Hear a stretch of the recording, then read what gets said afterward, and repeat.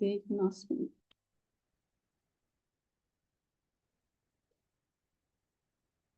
ந ஜாயதே மிரியதே வா கதாசின். இது படிச்சுட்டோனா?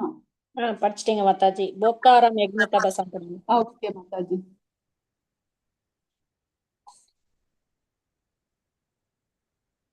போக்தாரம் யக்ஞ தபசம் சர்வலோக மகேஸ்வரம் சுஹ்ருதம் சர்வபூதானாம் ஞாத்வா மாம் சாந்திம் ருச்சதி. இதெல்லாம் ஒரே இடத்துல இருந்தது மாதாஜி. இப்ப நீங்க சொல்றது தேடுற மாதாஜி. ஓகே மாதாஜி. ஹரே கிருஷ்ணா.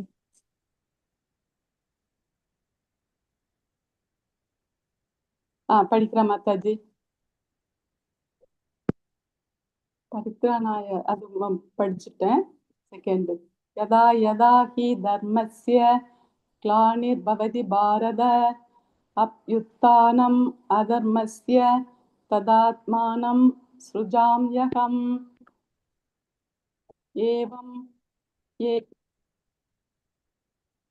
ஏவம் பரம்பரா பிராப்தம் இமம் ராஜஸ்யோ விதுஹ சகாலே நேக மகதா யோகோ நஷ்ட பரந்தப. ஹரே கிருஷ்ணா மாதாஜி. ஓகே மாதாஜி கிளாஸ் மாதாஜி வந்தாச்சு. ஓகே. ஹரே கிருஷ்ணா மாதாஜி. யாரு பேர் நிறைய பேர் ஜாயின் ஆகலையே? இன்னும் டைம் ஆகல போல. 7 மணி தான் ஆகுது. மாதாஜி. இன்னொரு தடவை ஹரே கிருஷ்ணா மாதாஜி. ரிமைண்டர் கொடுங்க மாதாஜி. ஹரே கிருஷ்ணா மாதாஜி. ஹரே கிருஷ்ணா. என்ன ஷேர் பண்ண மாதாஜி? இல்ல குரூப்ல ரிமைண்டர் வேணா அது போட்ட மாதாஜி. ஸ்டார்ட் பண்ணுங்கன்னு போட்டு. Okay okay.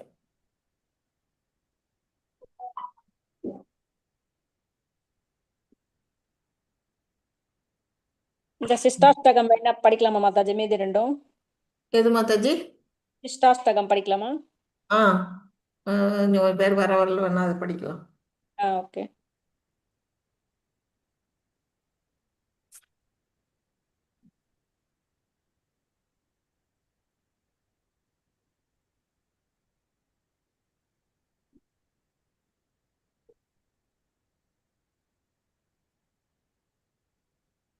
ஏழாவது எட்டாவதும் படிக்கலாம் மாதாஜி.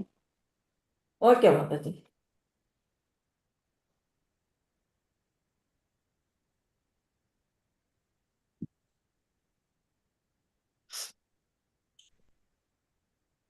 நான் இது முடிச்சிட்டோமா? 6 முடிச்சிட்டோம்னு நினைக்கிறேன் மாதாஜி. நேத்து முடிச்சிட்டோம்ல? இல்ல 5 தான் முடிச்சிருக்கோம். 5 தான் முடிச்சிருக்கோம். மட்டும்தான் சொன்னாங்க மாதாஜி. நான் நல்லா சொல்லல. இந்திராணி மாதாஜி மட்டும்தான் சொன்னாங்க எல்லாமே. அதுக்குள்ள வந்துட்டு 5 வரலும் முடிச்சிட்டோம் இல்லையா? ஆமா மாதாஜி. 6 சொல்றப்ப நயனம் கலதஸ்ருதாரயா வதனம் கத்கதருந்தயா கிரா உலகை நிசிதம் வபுகதா தவ நாம கிரகணே பவிஷ்யதி. ஒன்றுல என்ன சொல்றேன்? நயனம் கலதஸ்ருதாரயா நயனம் கலதஸ்ருதாரய வதனம் கத்கதருந்தயா கிரா வதனம் கத்கதருந்தயா கிரா உலகைர் நிச்சிதம் வபுகதா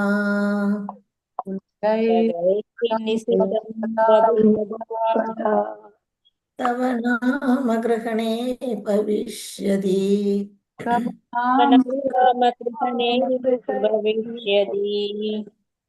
நான் ஒரு தடவை முழுசு படிச்சிடுறேன், அப்புறம் நீங்க எல்லாம் ஒண்ணு சொல்லலாம்.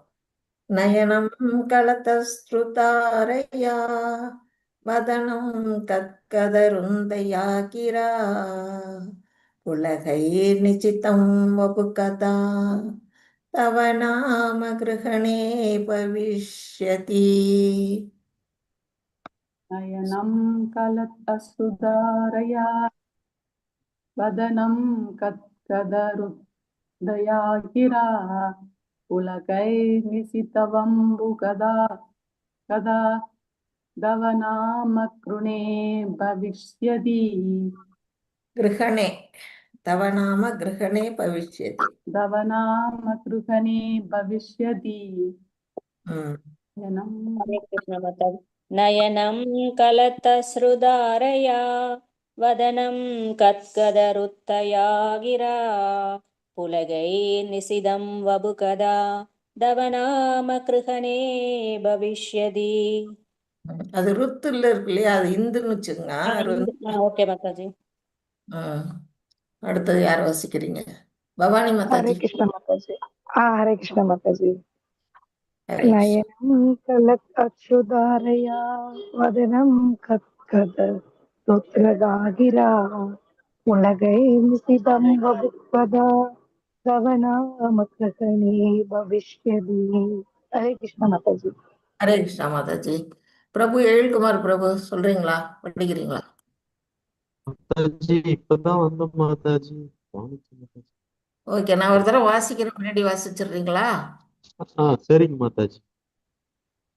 நயனம் கலதஸ்ருதாரயா வதனம் கத்கதருந்தயா கிரா புலகைர் நிச்சிதம் வபுகதா தவ நாம கிருஹணே பவிஷ்யதி.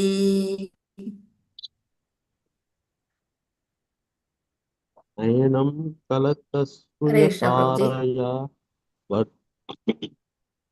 நயனம் கலதஸ்ருயதாரயா வதனம் கத்கத ருத்யாகிரா புலகயர் நிசதவம் பூ கதா தவனாம் கிருஷ்ண பவிஷ்யதி. ஹரே கிருஷ்ண. ஹரே கிருஷ்ணன். அப்புறம் யாரு? தமிழரசு பிரபு, தமிழரசு ராஜாராம் பிரபு. ஹரே கிருஷ்ணா, சொல்றீங்களா? அன்மியூட் பண்ணல. ஓகே, அடுத்தது என்ன படிக்குமா? யுகாயுதம்.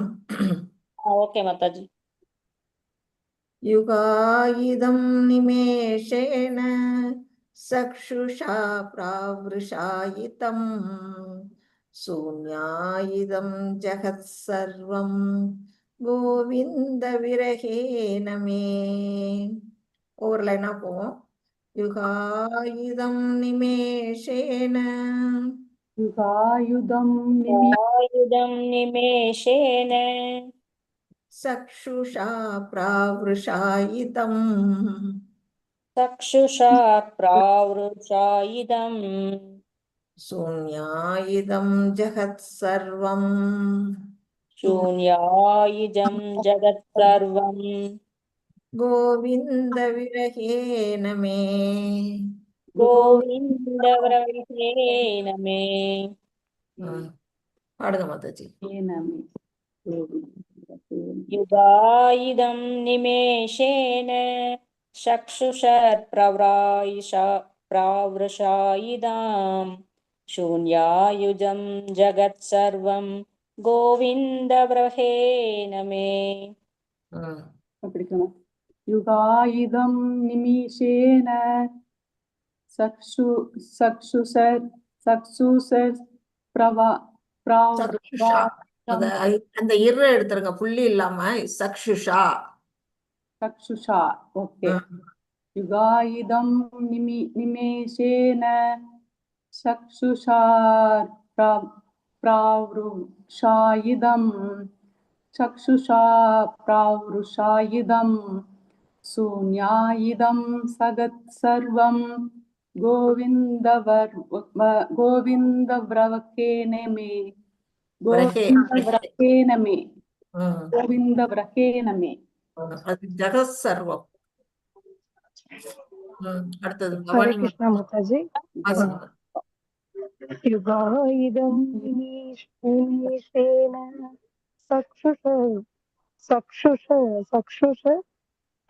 प्रावृषायुधं शून्यायुधं जगत्सर्वं गोविन्द व्रहेण मे. हरे कृष्ण माताजी। ஹரே கிருஷ்ணா மாதாஜி. எழில்குமார் பிரபு.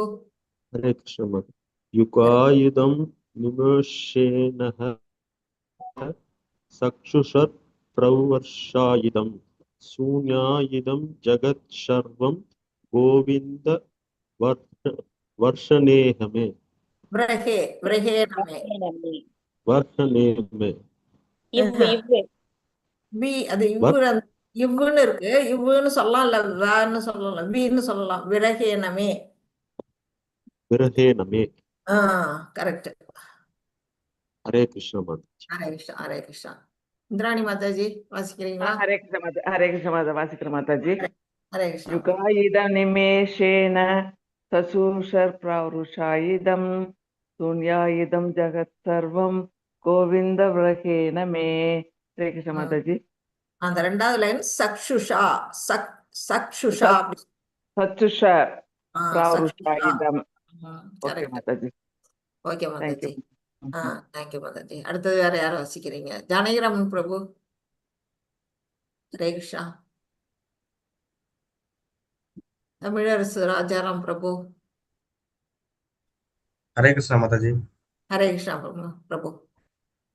युगायुधं निमेषेण चक्षुषुः प्रवारुषायुधं शून्यायुधं जगत्सर्वं गोविन्दवृषेण मे। அந்த ரெண்டாவது லைன் மட்டும் சக்ஷுஷாவுக்கு அப்புறம் பிராவிருஷாயுதம். प्रवारुषायुधं। கரெக்ட். சரி மாதா जी। हरे कृष्णा माता जी। வாசிக்கிறீங்களா? युगायुधं निमेषेण सशुषर् प्रावृषयायुधं शून्यायुधं जगत् सर्वं गोविन्द वरवेण मे। விரகேணம்.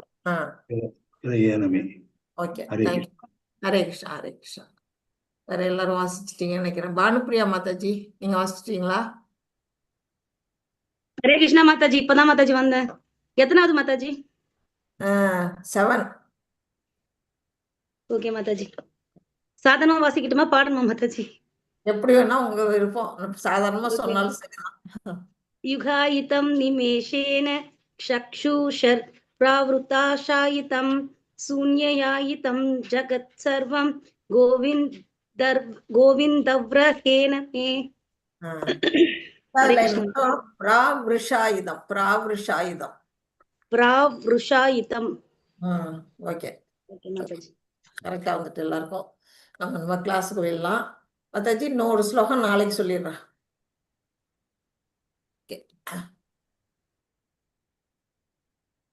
ஓம் நமோ பகவதே வாசுதேவாய. ஓம் நமோ பகவதே வாசுதேவாய. ஓம் நமோ பகவதே வாசுதேவாய. ஓம் ஞானதிமிராந்தஸ்ய ஞானாஞ்சனசலாக்கயா சக்ஷுருன்மீலிதம் येन तस्मै श्रीगुरवे नमः. श्रीचैतन्यमनोभीष्टं स्थापितं येन भूतले स्वयं रूपा कदा मह्यं ददाति स्वपदान्तिकं. हे कृष्णा करुणा सिन्धु दीनबन्धो जगत्पदे गोपेशा गोपिका कान्ता राधा कान्ता नमोस्तुते. तप्तकाञ्चन गौराङ्गी राधे वृन्दावनेश्वरी वृषभानुसुते देवी प्रणमामि हरिप्रिये. वाञ्छाकल्पतरुभ्यश्च कृपा सिन्धुभ्य एव च पतितानां पावनेभ्यो वैष्णवेभ्यो नमो नमः. नमो विष्णुपादाय कृष्णपृष्ठाय भूतले श्रीमते भक्तिवेदान्त स्वामिन्निधि नामिने. नमस्ते सरस्वती देवे गौरवाणी प्रचारिणे निर्विशेष शून्यवादे वशत्यादिशतारिणे. जय श्री कृष्ण चैतन्य प्रभो नित्यानंद श्री अद्वैत गदाधर श्रीवासादि गौर भक्त वृंदा. हरे कृष्णा कृष्ण कृष्ण हरे हरे, हरे राम राम राम हरे हरे. हरे कृष्णा कृष्ण कृष्ण हरे हरे, हरे राम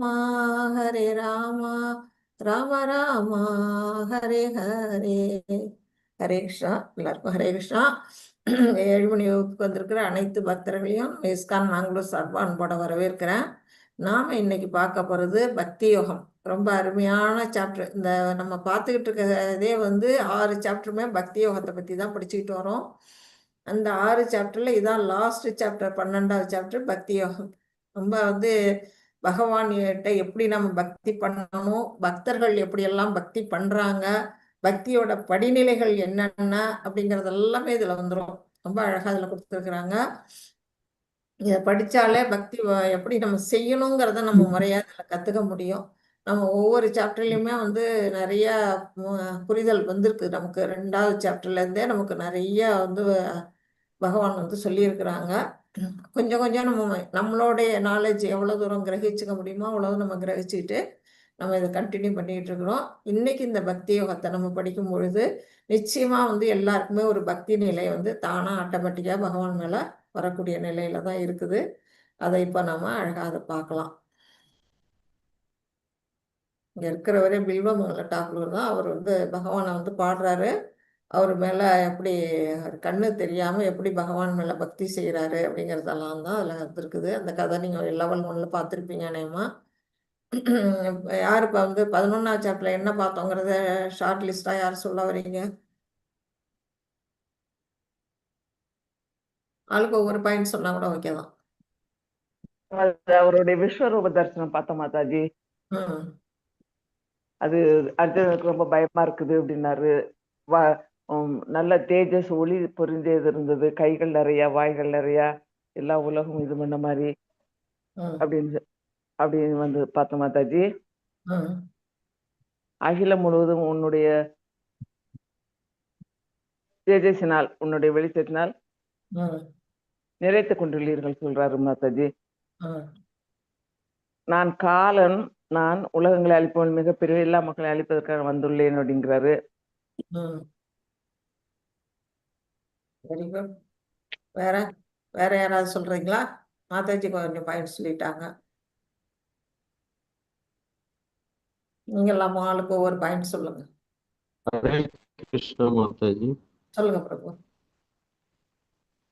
அதான் அர்ஜுனருக்கு விஸ்வரூபத்தை கிருஷ்ணர் காமிச்சப்போ அவர் வாயினுள்ள துரோணர் பீஷ்மர் போனதெல்லாம் அவர் பார்த்தாரு.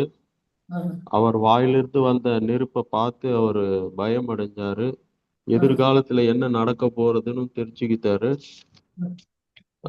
அவர் உடம்புல ஆதித்யர்கள், வசுக்கள், ருத்ரர்கள், அஸ்வினி குமாரர்கள், இதர தேவர்கள் எல்லாரையும் அவர் கண்டாரு. அவரை பார்த்து இவருக்கு பயம் வந்து நடுங்கி ஒரு கட்டத்துல அவரை கை கூப்பி வணங்கி மன்னிப்பு கேட்டாரு. நண்பனாவும் தோழனா பழகுனப்போ நான் நிறைய தவறு செஞ்சிருப்பேன், அதெல்லாம் மன்னிச்சிடுங்கன்னு சொல்லி மன்னிப்பும் கேட்டாரு. அதுக்கப்புறம் எல்லாமே நீங்க தான், நீரே வாயு, நீரே யமன், நீரே அக்னி, நீரே வருணன்னு சொல்லி சொன்னாரு. கடைசியா இத சஞ்சயனும் பார்த்து திருதராஷ்டிரனுக்கு எல்லாம் சொல்லிட்டு இருந்தாரு. அவருக்கும் எனக்கு உடம்பு கூசுது, கிருஷ்ணரோட சுயரூபத்தை நான் பார்த்தேன் அப்படின்னு சொல்லிட்டு இருந்தாரு. வெரி குட் பிரபு. வேற யாராவது சொல்றீங்க? இந்த விஸ்வரூபத்தை உனக்கு முன்னால வேற யாருக்கும் நான் காட்டினதுல நீ பார்த்தது இல்ல. வேதங்களை படிச்சு, யாகங்களை செய்து, தானங்கள் செய்து, புண்ணிய, அதனால எல்லாம் என்னோட விஸ்வரூபத்தை பார்க்க முடியாது அப்படின்னு சொல்றாரு மாதிரி. Very good. அப்புறம் விஸ்வரூபம் இந்த பௌதீக லோகத்துல மட்டும்தான், இது தேவலோகத்துல வேற எங்கேயும் கிடையாது, மனுஷர்களுக்காக மட்டும்தான் இது காமிச்சிருக்காங்க அப்படின்னு சொல்றாங்க மாதாஜி. Very good. அர்ஜுனன் வந்து நீ ஒரு கருவிதான், இது ஆல்ரெடி என்ன நடக்க போகுது எல்லாம் முடிஞ்சிச்சு, நீ ஒரு கருவியா தான் செயல்படுற, இதுக்காக நீ வருத்தப்பட தேவையில்லைன்றார். எல்லா குழப்பத்திலும் நீ விடுபடுவாயாக அப்படின்னு அமைதியான மனத்துடன் நீ உனக்கு நீ எந்த மாதிரி என்ன பார்க்கணும் விரும்புற அந்த உருவத்தை நான் காட்டுறேன் பாப்பாயாக அப்படின்னு சொல்றாரு மாதாஜி. அப்புறம் இந்த விஸ்வரூப தரிசனத்தை வந்து இதுக்கு முன்னாடி யாரும் பார்த்தது இல்ல. அப்புறம் வேதம் படிக்கிறதாலயோ, யாகம் செய்யறதாலயோ, புண்ணிய செயல்களாலயோ, கடுமையான தவங்களாலோ வந்து இந்த செய்யறதாலயோ கூட இது வந்து பார்க்க முடியாது யாராலையும் அப்படின்னு சொல்றாரு மாதாஜி. இந்திராணி மாதாஜி அதை அந்த பாயிண்ட் சொல்லிட்டாங்க மாதாஜி. கலப்பட்ட பக்தி தொன்னால் மட்டும்தான் என்ன இந்த மாதிரி இது போன்ற நேரடியா காண முடியும் சொல்றாரு. என்ன காணவும் புரிஞ்சுக்கவும் முடியும் ஆமா, கரெக்ட். இல்லைன்னா மத்தவங்களால எல்லாம் பார்க்க முடியாது அப்புறம் அப்படின்னு சொல்றாரு பவானி மாதாஜி. மாதாஜி ஏதாவது சொல்றீங்களா? அர்ஜுனன் வந்து ஒரு சிறந்த வில்லாளன்றதுக்காக இது அவர் மூலியமா நடத்தியிருக்காரு. அவரோட பக்திக்கு பெருமை சேர்க்கறதுக்காக அவர் மூலியமா செய்யறாரு. அவர் ஒரு கருவியா வச்சுட்டு அதை நடத்துறாரு மாதாஜி. பக்தனுக்கு பெருமை கொடுக்கணுங்கிறதுக்காக செய்யறாரு. ஓகே. ஆமா. அதான் மாதாஜி. அப்புறம் வேற வேற ஏதாவது ஞாபகம் இருக்கா? ஓகே. இப்போ வந்து அவர் வந்து பக்தர்கள் வந்து எதை கேட்டாலும் பகவான் இதுல வந்து நிறைவேற்றுறாரு அப்படிங்கிறதுக்கு நல்ல ஒரு உதாரணம். அர்ஜுனன் வந்து விஸ்வரூபத்தை பார்க்கணும் அப்படின்னு வேண்டாரு. உடனே பகவான் துளி கூட அதுக்காக தயங்கலை. உடனே அவருக்கு திவ்ய திருஷ்டியை கொடுக்குறாரு. அதுக்கான கண்களை நீ வச்சுக்கோ அப்படின்னு சொல்லி அந்த கண்களை கொடுத்து இதன் மூலமா பாருன்னு சொல்லி கொடுக்குறாரு. சரி, விஸ்வரூபம் தான் கேட்டாரு, பார்க்க கொடுத்தாருன்னா அதுல பார்க்குறாரு. அவர் பலவிதமான ரூபங்கள், அநேக கண்கள், அநேக வாய்கள், அநேக வயிறுகள்னு எக்கச்சக்கமான இதெல்லாம் பார்த்து அர்ஜுனன் வந்து ஒரு குழப்ப நிலை, ஒரு வியப்பு நிலை, அப்புறம் பயம், சகல விதமான நிலைகளும் அவர் அடையிறாருங்கிறதெல்லாம் நம்ம பார்த்தோம். எல்லா விதங்கள்லையும் அதுக்கு பிற்பாடு அவர் வந்து இவர் மட்டும் பார்க்கல, தேவலோகத்துல இருக்கவங்க முனிவர்கள் எல்லாமும் பார்க்குறாங்க. அவங்கெல்லாம் வந்து எப்படி வந்து பகவான்கிட்ட பிரார்த்தனை பண்றாங்கங்கிறதெல்லாம் கூட அவர் பார்க்குறாரு. அப்பதான் வந்து இதுவரையிலும் அவர் வந்து தன்னுடைய நண்பனா நினைச்சிட்டு இருந்த பகவான் வந்து இப்போ முழுமுதற் கடவுளே அவர் தான் அப்படிங்கிறத அவர் உணர்ந்து அவர் வந்து பிரேயர் எல்லாம் பண்றாரு. நீங்க தான் வந்து ஆதி மூலம், பழமையானவர் அப்படின்னலாம் நிறைய வார்த்தைகளை சொல்லி அவரை புகழ்ந்து போற்றுறாரு. பிரம்மா, சிவன் எல்லாருமே உங்களுடைய உடல்ல இருக்கிறாங்க, அவங்கெல்லாம் வணங்குறதுக்கான காரணமும் அவர் வந்து சொல்றாரு. எல்லாம் முடிச்சுட்டு அதுக்கு பிறகு மன்னிப்பு கேட்கிறாரு. சின்ன வயசுல அவர் செஞ்ச தவறுகளுக்காக மன்னிப்பும் வேண்டாரு. அப்புறம் ஒரு பயந்த காரணத்தினால அவர் என்ன கேட்கிறாரு, அடுத்தது வந்து நீங்க உங்களுடைய நாராயண தோற்றத்தை காட்டுங்கிறார். 4 ரூபத்தை, அந்த ரூபத்தை நான் பார்க்கணும் அப்படின்னு கேட்டோன்னா தயக்கமே இல்லை பகவானுக்கு. ஒரு பகவான் வந்து அவர் எவ்வளவு இறங்கி வந்து தன்னுடைய பக்தன் வேண்டதெல்லாம் கொடுக்குறாரு அப்படிங்கிறதுக்கு ஒரு நல்ல உதாரணம் என்னன்னா, அர்ஜுனன் என்ன கேட்டாலும் உடனே நிறைவேற்றுறாரு. அதுதான் அதுல வந்து சிறப்பு. அப்ப வந்து விஸ்வரூபத்தை காட்டினாரு. அடுத்தது நாராயணரா வந்து காட்சி கொடுக்குறாரு. அப்புறம் 2 கை ரூபத்தோட மறுபடியும் கிருஷ்ணரா அவர் முன்னாடி தோன்றாரு. அப்ப அவர் என்ன சொல்றாரு, சுதூர்தர்ஷங்கிறாரு. அந்த 2 கை ரூபத்தை, இந்த விஸ்வரூபத்தை யாருமே பார்த்ததில்ல. அந்த விஸ்வரூபத்தை கூட இப்ப வந்து தேவர்கள், முனிவர்கள்லாம் பார்க்குறாங்க. ஆனா அந்த 2 கை ரூபமான அந்த கிருஷ்ண ரூபத்தை பார்க்கறதுக்கு தேவர்களும், முனிவர்களும், பிரம்மா, சிவன் போன்றவர்களும் என்ன செய்யறாங்க, தவம் கிடக்குறாங்க அந்த ரூபத்தை பார்க்க. இந்த ரூபத்தை வந்து எந்த இதை செஞ்சும் என்னை வந்து பார்க்கவே முடியாது. அப்ப எப்படி பார்க்க முடியும்னா, தூய பக்தி தொண்டு செய்யறதுனால மட்டும்தான் அதை பார்க்க முடியும் அப்படிங்கிறத சொல்றாரு. இதுவரையில் நம்ம எல்லாமே பார்த்துட்டோம். இது எல்லாமே நீங்க சொல்லிட்டீங்க. ஓகே, நம்ம அடுத்தது வந்து 12வது சாப்டர் போகலாம். இதுல நம்ம என்ன பார்க்க போறோம் அப்படின்னு பார்த்தீங்கன்னா, ஃபர்ஸ்ட் 1லேருந்து 7 வரையிலும் உள்ள ஸ்லோகங்கள்ல பக்தி தொண்டு சிறந்தது அப்படின்னு நிரூபிக்கிறாரு. அர்ஜுனன் வந்து கேட்கிறாரு, அதாவது உருவ வழிபாடு சிறந்ததா, உருவமற்ற அருவ வழிபாடு சிறந்ததா, எது சிறந்தது அப்படிங்கிறது அர்ஜுனுடைய கொஸ்டின். எடுத்துக்குள்ளே முதல் கொஸ்டினே அதுதான். அந்த கேள்விக்கு வந்து பகவான் என்ன சொல்றாரு, அருவ பிரம்மனை வழிபடுவர்கள் எப்படிப்பட்டவங்க, அவங்களுடைய வழிபாடு எப்படிப்பட்டதா இருக்கும், கடினமான பாதையா இருக்குங்கிறதையும், பக்தர்கள் தான் பக்குவமானவர்கள், உருவத்தை வழிபடுறது தான் வந்து சிறந்தது. ஏன் அப்படின்னா, உருவ வழிபாட்டுல பகவான் வந்து என்ன செய்யறாரு, பக்தர்களை வந்து விடுவிக்கிறார். எதுகிட்ட இருந்து விடுவிக்கிறார், மாயை கிட்ட இருந்து விடுவிக்கிறார். அதையெல்லாம் வந்து நம்ம அந்த 7 ஸ்லோகங்கள்ல பார்க்க போறோம். அடுத்தது வந்து 8லேருந்து 12 வரையிலும் பக்தி தொண்டின் ஏணிப்படிகள், அதாவது படிநிலைகள், என்னென்ன வகையான பக்திகள்லாம் இருக்கு, அனன்ய பக்தி, சாதனா பக்தி, நிஷ்காம கர்ம பக்தி, அப்புறம் சகாம கர்ம பக்தி அப்படின்னு வரிசெல்லாம் வந்து நம்ம அதுல பார்க்க போறோம். அதான் பக்குவமடைந்த நிலைங்கிறது தான் அனன்ய பக்தின்னு வரும். அடுத்தது சாதனா பயிற்சி நிலை, அதெல்லாம் இப்ப நாம பண்ணிக்கிட்டு இருக்கிறது. அடுத்தது கர்ம யோகம், அதை பத்தி எல்லாம் அதுல கொடுத்துருக்குறாங்க அந்த ஸ்லோகங்கள்ல.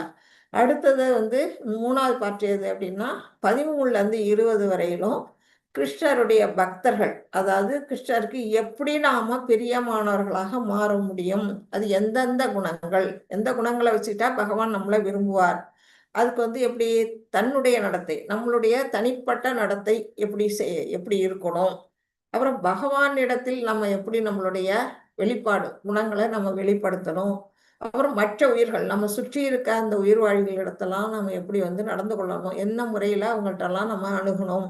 இது அதாவது தன்னோட நிலை, பகவான்கிட்ட அணுகுமுறை, அப்புறம் மற்ற உயிரினங்கள்கிட்ட நாம நடத்தக்கூடிய நம்மளுடைய வெளிப்படுத்தக்கூடிய நம்மளுடைய குணநலன்கள், இந்த மாதிரி இதெல்லாம் வந்து சொல்லப்பட்டிருக்கு. அப்புறம் நிகழ்வுகளை எதிர்கொள்ளும் விதம், நமக்கு ஒரு வந்து துன்பமோ இன்பமோ வருதுன்னா அதை நம்ம எப்படி எதிர்கொள்ளணும், அது எப்படி ஒரு பக்தன் எதிர்கொள்வான் அப்படிங்கிறதெல்லாம் பற்றி அதில் டீட்டெயிலாக கொடுத்துருக்குறாங்க. இப்போ நம்ம உள்ளுக்குள்ளே போகலாம். இதுதான் 3 நிலை. 1லேருந்து 7 பக்தி தொண்டை பற்றி, பக்தியின் ஏணிப்படிகள் 8லேருந்து 12, அப்புறம் கிருஷ்ணருக்கு பிரியமானவராக மாற்றும் குணநலன்கள் என்னென்ன 13லேருந்து 20 நம்ம பார்க்கலாம். பக்தி தொண்டை தலை சிறந்தது. நம்ம வந்து நிறைய யோகம்லாம் படிச்சுட்டு வந்திருக்கிறோம். இதிலேருந்து கர்ம யோகம், ஞான யோகம், தியான யோகம் அப்படின்னு பல வகையான யோகங்கள்ல பக்தி யோகம் தான் சிறந்தது அப்படிங்கிறத இந்த சாப்டர் வந்து டீட்டெயிலாக வந்து சொல்லும் போது அதை பற்றி பார்க்கலாம். ஹரே கிருஷ்ணா. மாதாஜி, யார் வாசிக்கிறீங்க?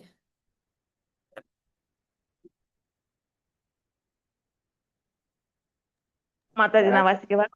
வாசிக்க மாதாஜி. अर्जुन उवाच एवं सदयुक्ता ये भक्तास्त्वां पर्युपासते ये साभ्यक्षरम् अव्यक्तं तेषां के யோகவித்தமாக. அர்ஜுனன் வினாவினான், மிகவும் பக்குவமானவர்களாக கருதப்படுவர்கள் யார்? எப்போதும் உமது பக்தி தொண்டில் முறையாக ஈடுபட்டிருப்பவர்களா அல்லது தோன்றாத அர்வ பிரம்மனை வழிபடுபவர்களா? ஹரே கிருஷ்ண மாதாஜி. ஹரே கிருஷ்ணா மாதாஜி. வந்து நம்ம 2வது சாப்டர்லயே பகவானுடைய 3 நிலைகள் பார்த்தோம். என்னென்ன அந்த 3 நிலைகள்? தெய்வீக, ஆத்தியாத்மிக, அதுவா மாதாஜி? எனக்கு தெரியல. அது இல்ல. 3 நிலைகளா மாதாஜி? மாதாஜி சரியா கேட்கல மாதாஜி. பகவானுடைய 3 நிலைகள், எந்தெந்த நிலைகள்ல நாம பகவானை உணர்றோம்னு நம்ம வந்து 2nd சாப்டர்லயே படிச்சோம். சொல்லுங்க பிரபு. என்னென்னமா பகவானா நம்ம உணர்றோம்? பல விதங்கள்ல வழிபடுறாங்க மக்கள். அந்த 3 நிலைகள்ல வழிபடக்கூடியவங்க இருக்காங்க. பகவானை இந்தந்த வழியில வழிபடுறாங்க. அது 3 நிலை என்ன? மறந்துட்டீங்க. உருவம் வச்சு வழிபடுறோம். அப்புறமா ஒளிமயம், இந்த ஒளி, சூரிய ஒளி மாதிரி லைட்டு, அத வச்சு அந்த வழிபாடு, வழிபாடு, அறிவ வழிபாடு, இன்னொரு வழிபாடு எனக்கு தெரியல மாதாஜி. ராமூர்த்தி பிரபு, ஹரே கிருஷ்ணா, சொல்லுங்க. உருவ வழிபாடு ஒண்ணு மாதாஜி. உருவ வழிபாடு, உருவம் இல்லாத வழிபாடு ஒண்ணு, அருவ வழிபாடு மாதாஜி. உருவம் இல்லாத வழிபாடு தான் அருவ வழிபாடு. மனசுலயே தியானிக்கிறதா மாதாஜி? தெரியல மாதாஜி, 3வது சொல்லிருங்க மாதாஜி. ஓகே, நம்ம 2nd சாப்டர்ல இருந்து அடுத்தடுத்து படிச்சுட்டு வரணும். சொன்னோம்னா உங்களுக்கு ஞாபகம் வந்துடும். பகவான் வந்து 3 நிலைகள்ல உணரப்படுறாரு. ஒண்ணு வந்து பிரம்மன், அதாவது பிரம்ம ஜோதி, அவருடைய ஒளியில வந்து வழிபடுறது. பிரம்ம ஜோதியை யார் வழிபடுவாங்கன்னா ஞானிகள் வழிபடுவாங்க. அடுத்தது வந்து 2வது நிலை நம்ம இதயத்துக்குள்ள இருக்கக்கூடிய பரமாத்மா, 4 கை ரூபத்துல இருக்க பரமாத்மா, அவங்க யார் வழிபடுவாங்கன்னா யோகிகள் வழிபடுவாங்க. 3வது நிலை அதுதான் பகவான் பரமபுருஷ பகவான். அவர்கிட்ட இருந்துதான் இந்த 2 நிலைகளும் வருது. அது வந்து அப்படின்னா முழுமுதற் கடவுள், அவருடைய அங்கம், அவருடைய விரிவங்கம் தான் வந்து பிரம்ம ஜோதியும் சரி, பரமாத்மா ரூபமும் சரி. ஆனா அதை வந்து என்ன செய்வாங்க, பகவானை வழிபடாம பிரம்ம ஜோதியையும் அந்த பரமாத்மாவை ரூபையும் சில பேர் வழிபடுறாங்க அப்படின்னு நம்ம படிச்சுட்டு வந்திருக்கோம். இப்ப இந்த பகவானை வழிபடுறவங்க யாரு? முழுமுதற் கடவுள் அப்படின்னா பக்தர்கள், அவங்க தான் பகவானை வழிபடுறாங்க. இப்ப இந்த மாதிரி 3 விதமா வழிபடுறது இருக்கிறதுனால இப்ப அர்ஜுனனுக்கு இந்த சந்தேகம் வருது. என்ன சந்தேகம்? மிகவும் பக்குவமானவர்களாக கருதப்படுபவர்கள் யார்? இந்த மாதிரி 3 நிலைகள்ல உங்களை வழிபடுறாங்களே, அப்போ வந்து உமது பக்தி தொண்டில் முறையா ஈடுபடுறவங்க வந்து யாரு? அதாவது உருவத்தை வழிபடுவார்களா அல்லது உருவமற்ற நிலையை வழிபடுவார்களா? எது சிறந்தது அப்படிங்கறதுதான் அர்ஜுனோட கேள்வி. ஒண்ணு வந்து பர்சனலிசம், அதாவது உருவம். இன்னொன்னு இம்பர்சனலிசம். அது வந்து என்னன்னா உருவமற்ற நிலை, அருவ நிலை. இந்த நிலைகள்ல எது சிறந்தது, யார் வந்து சிறந்தவர்கள் வழிபாட்டுல அப்படின்னு வந்து இந்த இடத்துல கேள்வி கேட்கிறாரு. அதுதான் இங்க வந்து பக்தி தொண்டே சிறந்தது அப்படிங்கறத பகவான் இங்க சொல்லுவாரு. இங்க வந்து அருவ பிரம்மனை வழிபடுபவர்கள் ஒரு பகுதி. அப்புறம் பக்தர்கள் எப்படிப்பட்டவங்க, பக்குவமானவர்கள். அவங்க வந்து என்ன செய்வாங்க, நேரா உருவத்தை பகவானை வழிபடுறாங்க. ஏன் அப்படின்னா பக்தர்கள் தாமே பக்தர்களே கிருஷ்ணர் வந்து தாமே பக்தர்களை விடுவிக்கின்றார். கிருஷ்ணர் என்ன செய்யறாரு, மாயையில மாட்டிக்கிட்டு இருக்கிற பக்தர்களை வந்து விடுதலை செய்யறாரு. ஆனா அருவ பிரம்மனை வழிபடுபவர்கள் வந்து அதுல என்ன பண்ணுவாங்க, திரும்பவும் மாயைக்கு தான் வருவாங்க. அப்படிங்கிறதுனாலதான் உருவ வழிபாட்டை பத்தி பகவான் சொல்லுவாரு. பக்தி தொண்டில் ஈடுபடுதல். அர்ஜுனன் கேள்வி வந்து என்னன்னா, யார் பக்குவமானவர்கள்? ஒண்ணு வந்து பக்தி தொண்டால் பகவானை வழிபடுறாங்க. உருவத்தை ராதாகிருஷ்ணா வச்சு, கோவிந்தரை வச்சு பக்தர்கள் வழிபாடு பண்றாங்க. இல்லைன்னா சில பேர் என்ன செய்யறாங்க, தோன்றாத அருவ பிரம்மன், கண்ணுக்கு தெரியாது அந்த ஜோதியை தான் அவங்க வந்து வணங்குறாங்க. அந்த நிலையில ஒரு யுத்தவங்க இருக்கிறாங்க. இது ரெண்டுல எது சிறந்தவங்க, யார் பக்குவமானவர்கள் அப்படிங்கிறது தான் அர்ஜுனனுடைய சந்தேகம். செகண்ட் ஸ்லோகம் வாசிக்க யாராவது வாசிங்க. மாதாஜி, விஸ்வகுமாரான முழு முதல் கடவுள் கூறினார், தனது தனிப்பட்ட உருவின் மீது மனதை நிலைநிறுத்தி திவ்யமான நம்பிக்கையுடன் எப்போதும் எனது வழிபாட்டில் ஈடுபட்டிருப்பவர்கள் மிகவும் பக்குவமானவர்களாக என்னால் கருதப்படுகிறார்கள்.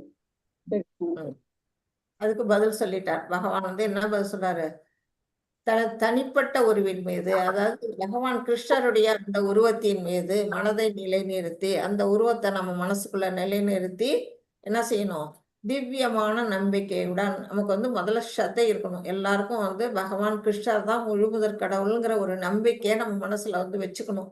அந்த நம்பிக்கை இருந்தாதான் நமக்கு வந்து சிறப்பாக இருக்கும். அப்படிப்பட்டவர்கள் மிகவும் பக்குவமானவர்கள் அப்படிங்கிறத இங்க பகவான் சொல்றாரு. ஏன் வந்து உருவ வழிபாட்டை வந்து பக்குவமானவர்கள் அப்படின்னு சொல்றாங்க, சொல்லுங்க யாராச்சும்.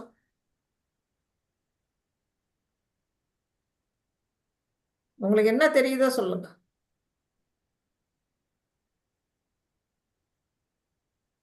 பின்னாடி படிக்கத்தான் போறோம், உங்களுக்கு தெரிஞ்சதை சொல்லலாம். ஓகே, கண்ணுக்கு எதுக்க ஒரு உருவம் இருந்தாதான் நமக்கு வந்து மனசை அதுல நிலைநிறுத்த முடியும். நம்ம மனசை நிலைநிறுத்தணும்னா நமக்கு ஒரு உருவம் தோணணும். இப்போ கிருஷ்ண உருவம்னா எப்படி இருக்கும் அப்படின்னு இமேஜின் பண்ணாலே நமக்கு தெரிஞ்சிடும். நீலமேக ஷியாமல வண்ணம், அப்புறம் பட்டு பீதாம்பரம் மஞ்சள் நிறை ஆடை அணிந்திருப்பார், கையில புல்லாங்குழல் இருக்கும், தலையில மயிலிறகு இருக்கும், திரிகோணமா நிற்பாரு. இது எல்லாம் நம்ம வந்து மனசுல டக்குன்னு வரும் அந்த உருவம். அதே ஒரு அருவத்தை பிரம்மஜோதியை வழிபடுறவங்களுக்கு எந்த உருவத்தை மனசுல நிலைநிறுத்துவாங்க? கஷ்டம் தானே, கஷ்டமா இல்லையா? கஷ்டம்தான். எதிரில ஒரு உருவம் இருந்தாதான் அதுல நம்ம மனசை செலுத்தி நம்ம இது பண்ண முடியும், பக்தி செய்ய முடியும். எதிரவே உருவம் இல்லைன்னா கூட நம்ம மனசுல அந்த உருவத்தை கற்பனை பண்ண கூட நம்மளால முடியும். ஆனா ஜோதியை வந்து கற்பனை பண்ணி நம்மளால மனசை நிலைநிறுத்த முடியாது. அதனாலதான் பகவான் வந்து உருவ வழிபாட்டை இந்த இடத்துல இது பண்றாரு, பக்குவமானவர்கள் சொல்றாரு.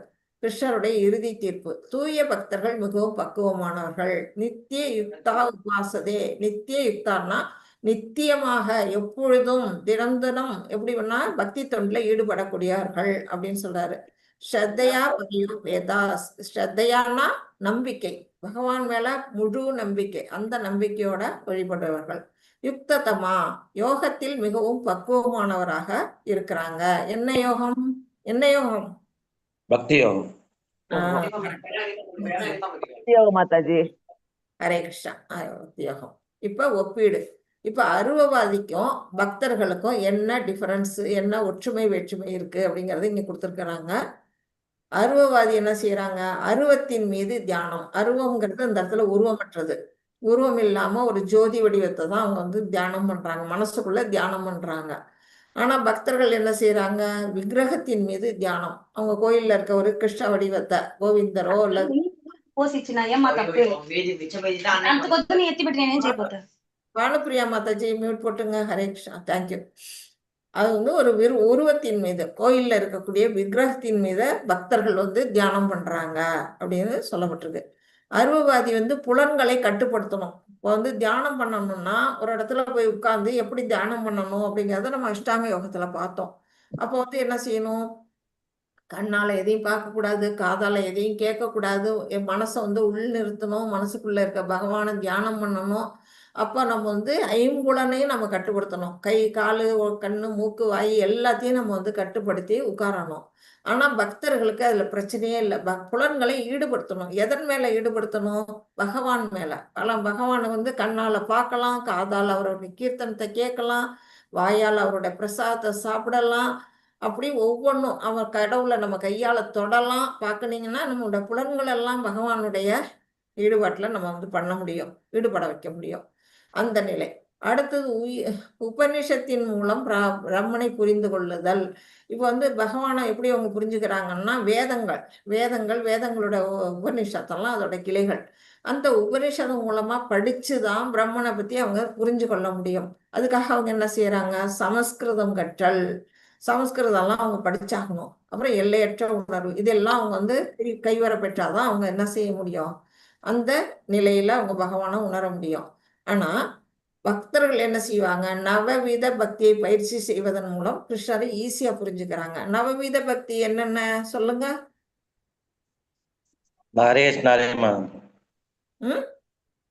ஸ்மரணம், கீர்த்தனம், பாடுதல், பஜனை செய்தல், அவருடைய பாத சேவனம், பாத சேவை, அதான் மத்த அர்ச்சனை பண்ணி சாமியோட கீர்த்தனை பாடி அவருடைய இதை கேட்டு நம்ம வந்து சாமி கும்பிடுறோம். பக்தி பக்தியும் பரிசலா யாரும் சொல்ல முடியுமா? பரிசலா எல்லாத்தையும் 9 விதமான பக்தி தொண்டு. அந்த 9ஐயும் யார் சொல்றீங்க கரெக்டா? பரிசலா சொல்றீங்க? ஒரே நிமிஷம் மாதாஜி, சொல்ற மாதாஜி, இங்க கரண்ட் ஆஃப் ஆயிடுச்சு. ஓகே ஓகே ஓகே பிரபு.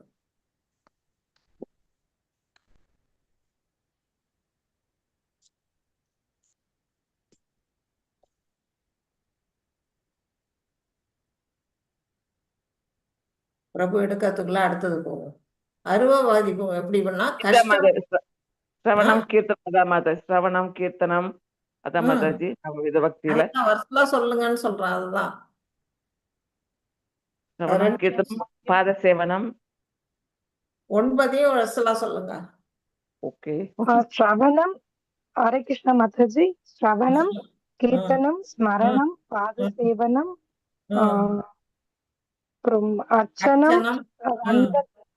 அர்ச்சனம், வந்தனம், தாஸ்யம், சக்கியம், ஆத்ம நிவேதனம். ஓகே, இதுதான் 9 விதமான பக்தி தொண்டு. எல்லாருமே அதை எழுதி வச்சுங்க, ஞாபகப்படுத்திங்க அப்பப்ப. இந்த நிலைகள் தான் நம்ம யார் சொன்னா? இது பிரகலாத் மகாராஜா சொன்னது நமக்காக. ஒரு அசுர குலத்துல பிறந்து அவர் சொல்லியிருக்காரு 9 விதமான பக்தி தொண்டுகளை எப்படி பண்ணணும் அப்படிங்கிறத. ஓகே, அடுத்தது கஷ்டமானது எது? அருவத்தின் மீது நம்ம வழிபாடு பண்றது ரொம்ப கடினமானது. இப்பதான் பார்த்தோம், உருவம் இல்லாமல் நம்மளால மனசுல நிலைநிறுத்த முடியாதுன்னு. அடுத்தது எளிமையானது எது அப்படின்னா, பக்தர்கள் உருவத்தை வழிபாடு பண்றது எளிமையானது, இயல்பானது. இயல்பா நமக்கு ஆட்டோமேட்டிக்கா அது வந்துடும் அந்த நிலை. அடுத்தது கடவுளுடன் எந்த உறவும் இல்லை. உருவம் இல்லாத ஒரு இதை வணங்கணும்னா அவருக்கும் நமக்கு ஏதாவது கனெக்ஷன் இருக்குமா? இருக்காது.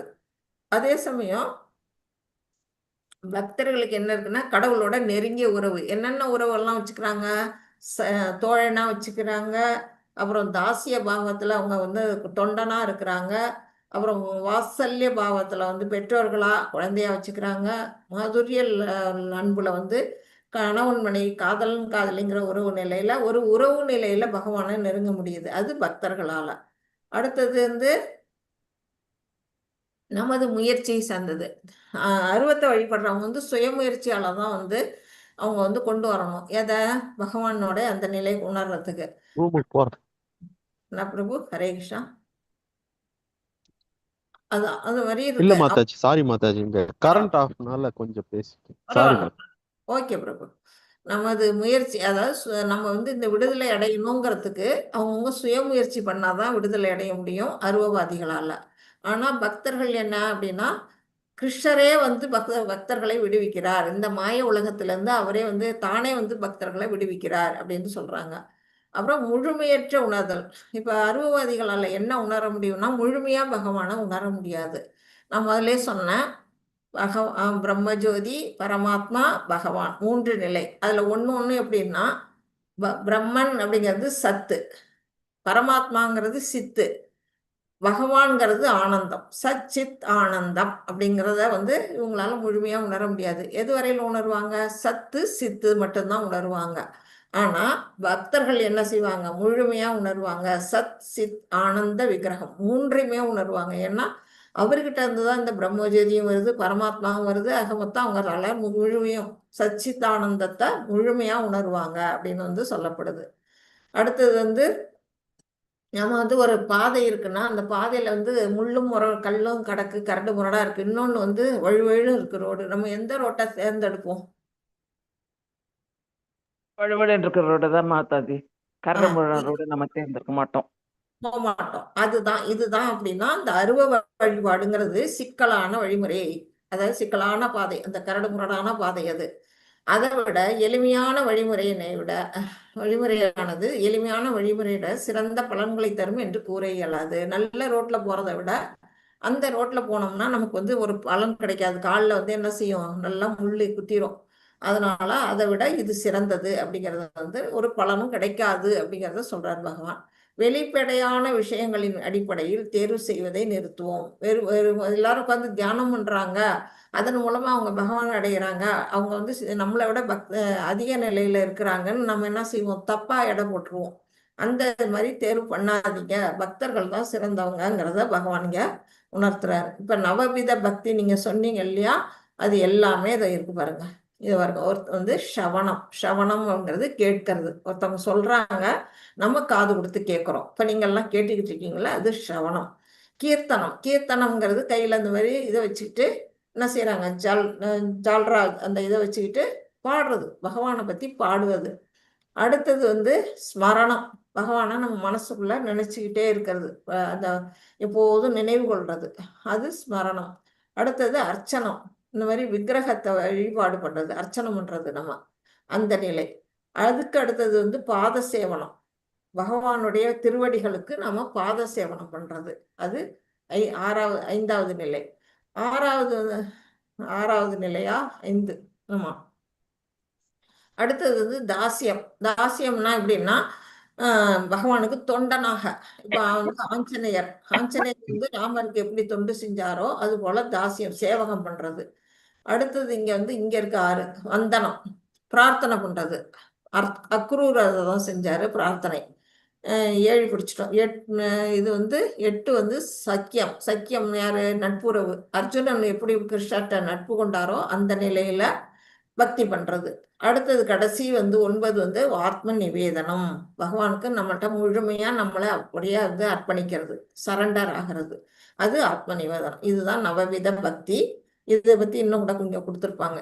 எப்படி பக்தியோட அங்கங்கள் என்னென்ன, அதோட பொருள் என்ன, அதை யாரெல்லாம் பின்பற்றினாங்க, அதுக்கு உதாரணம் அப்படிங்க கொடுத்துருக்குறாங்க. சவணத்துக்கு வந்து கேட்டல், காதால கேட்கறது தான் சவணம். அதுக்கு உதாரணம் யாருன்னா பரீட்சித் மகாராஜா என்ன கேட்டாரு? கோஸ்வாமியோட பாகவதம் சொல்லி கேட்டார்ல மாதாஜி. பாகவதம் கேட்டாரு.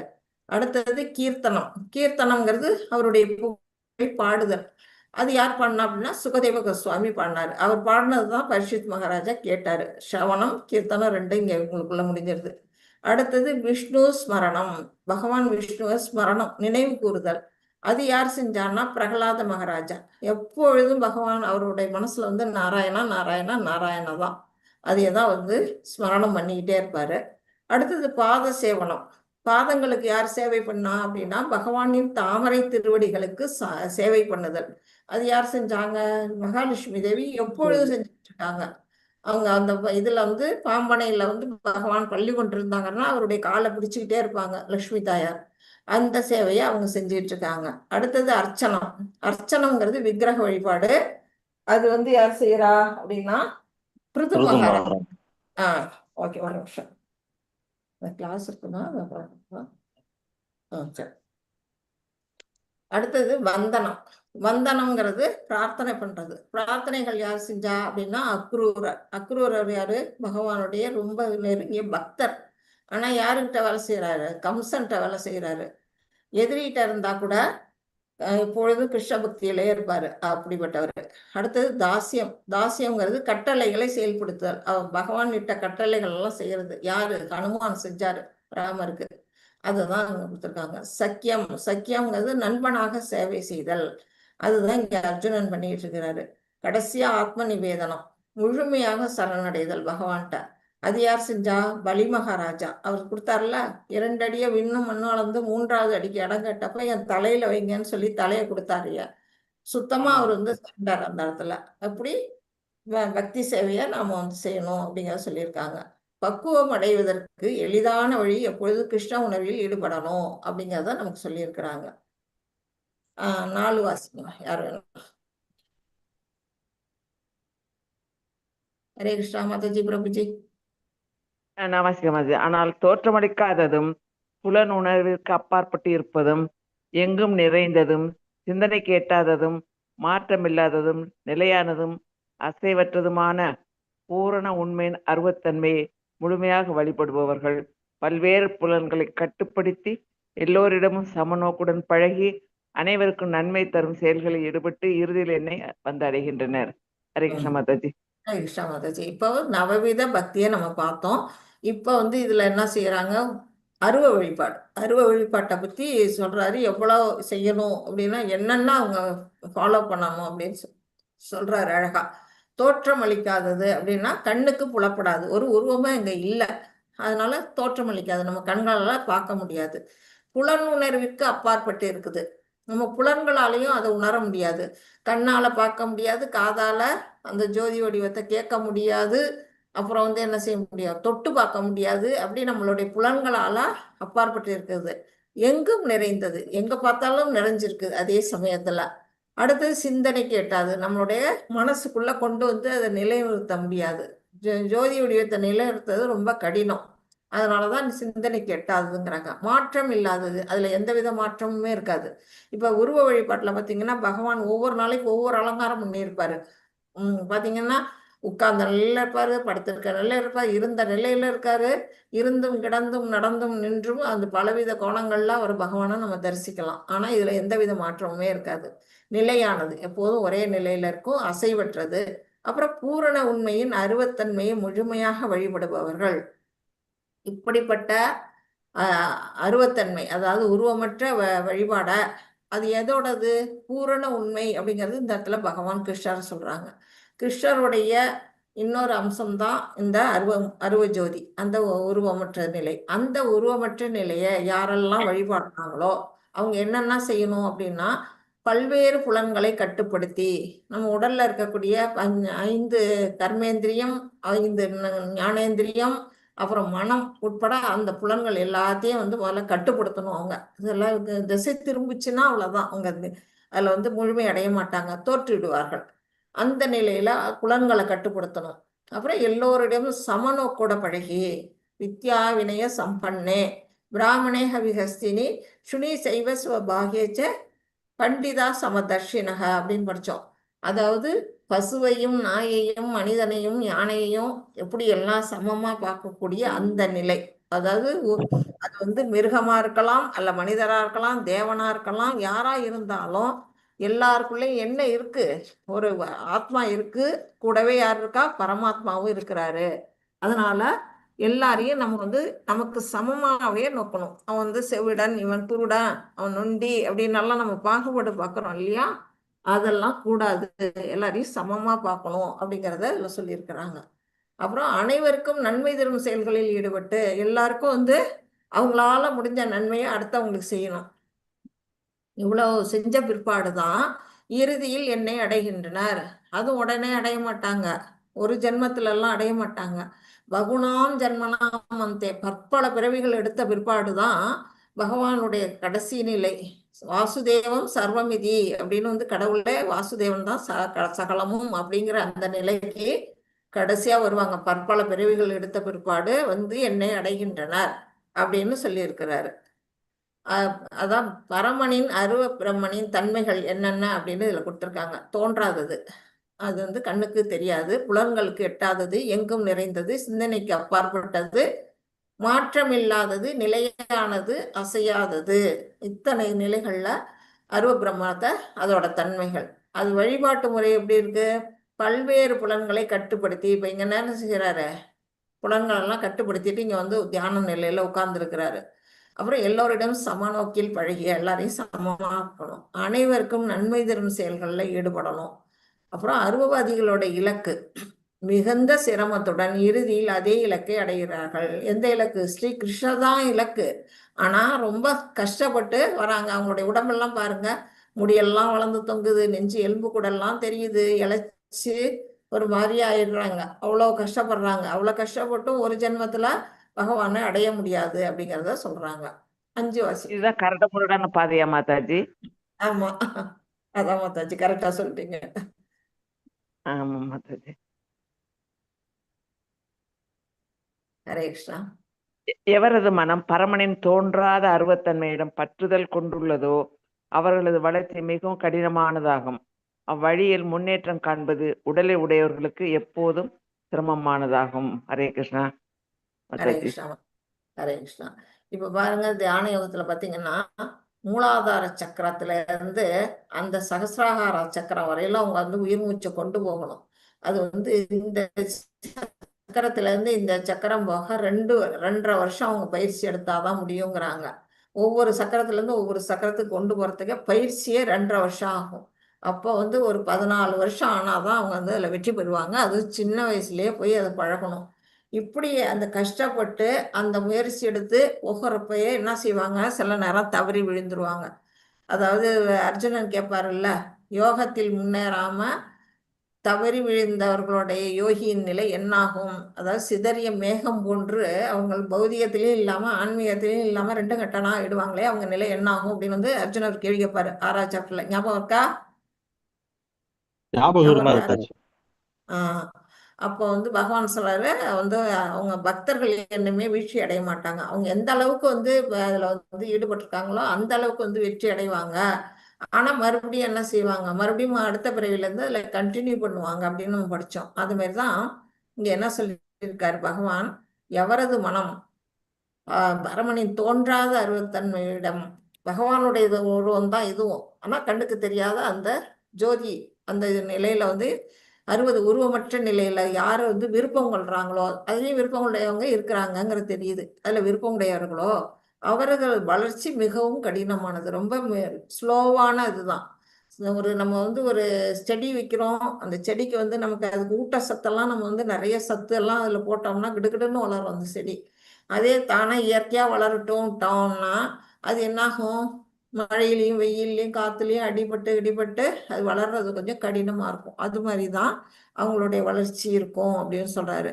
அவ்வழியில் முன்னேற்றம் காண்பது உடலை உடையவர்களுக்கு மிகவும் சிரமமானது. எல்லாருமே உடலை வச்சுக்கிட்டு தான் நம்ம அதை செஞ்சாகணும் பக்திங்கிறத. இதை வந்து ஈஸியா பக்த நிலை வந்து பகவானை கும்புறதை விட்டுட்டு ஏன் இவளுக்கு உடம்ப வருத்தி கஷ்டப்பட்டு அதை செய்யணும் அப்படிங்கிறது ரொம்ப கடினமான வழி அப்படிங்கிறத சொல்றாரு பகவான்.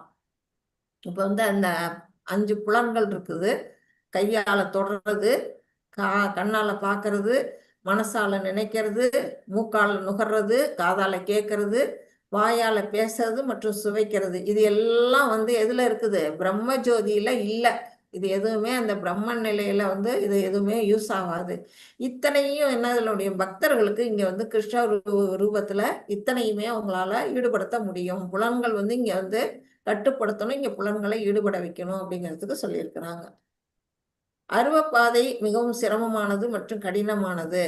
இப்போ ஒரு ஞான யோகி எப்படி இருக்காங்க, ஒரு பக்தி யோகி எப்படி இருக்காங்க, அவங்களுடைய வழிமுறை எப்படி இருக்கு அப்படின்னு மறுபடியும் வந்து 2 பார்ட் கொடுத்துருக்குறாங்க. ஞான யோகியோட வழி எப்படின்னா மறைமுகமான வழி, நேரடி இல்லை. இதுதான் பக்தர்கள் தான் நேரடியான வழிமுறை, உருவத்தை நேரடியா வணங்குறாங்க. இவங்க என்ன செய்யறாங்க? நம்ம மூக்கை எப்படி தொடர்றதை விட்டுட்டு இப்படி சுத்தி வளைச்சு மூக்கை தொடர கதையா அவங்க வந்து மறைமுகமான வழி, நேரடியா வழிபாடல. தேவர வழிபாடும் அது போலதான். அந்த மாதிரிதான் யோகிகள் வந்து பண்றாங்க. அடுத்து தன்னுடைய முயற்சியை மட்டுமே நம்பி இருக்கிறாங்க. அவங்களாலே வந்து பகவானை சென்று அடைய முடியும்னு அவங்களுக்கு ஒரு நம்பிக்கை இருக்குது. அந்த மாதிரி கஷ்டப்பட்டு அவங்க வந்து முயற்சி பண்றாங்க.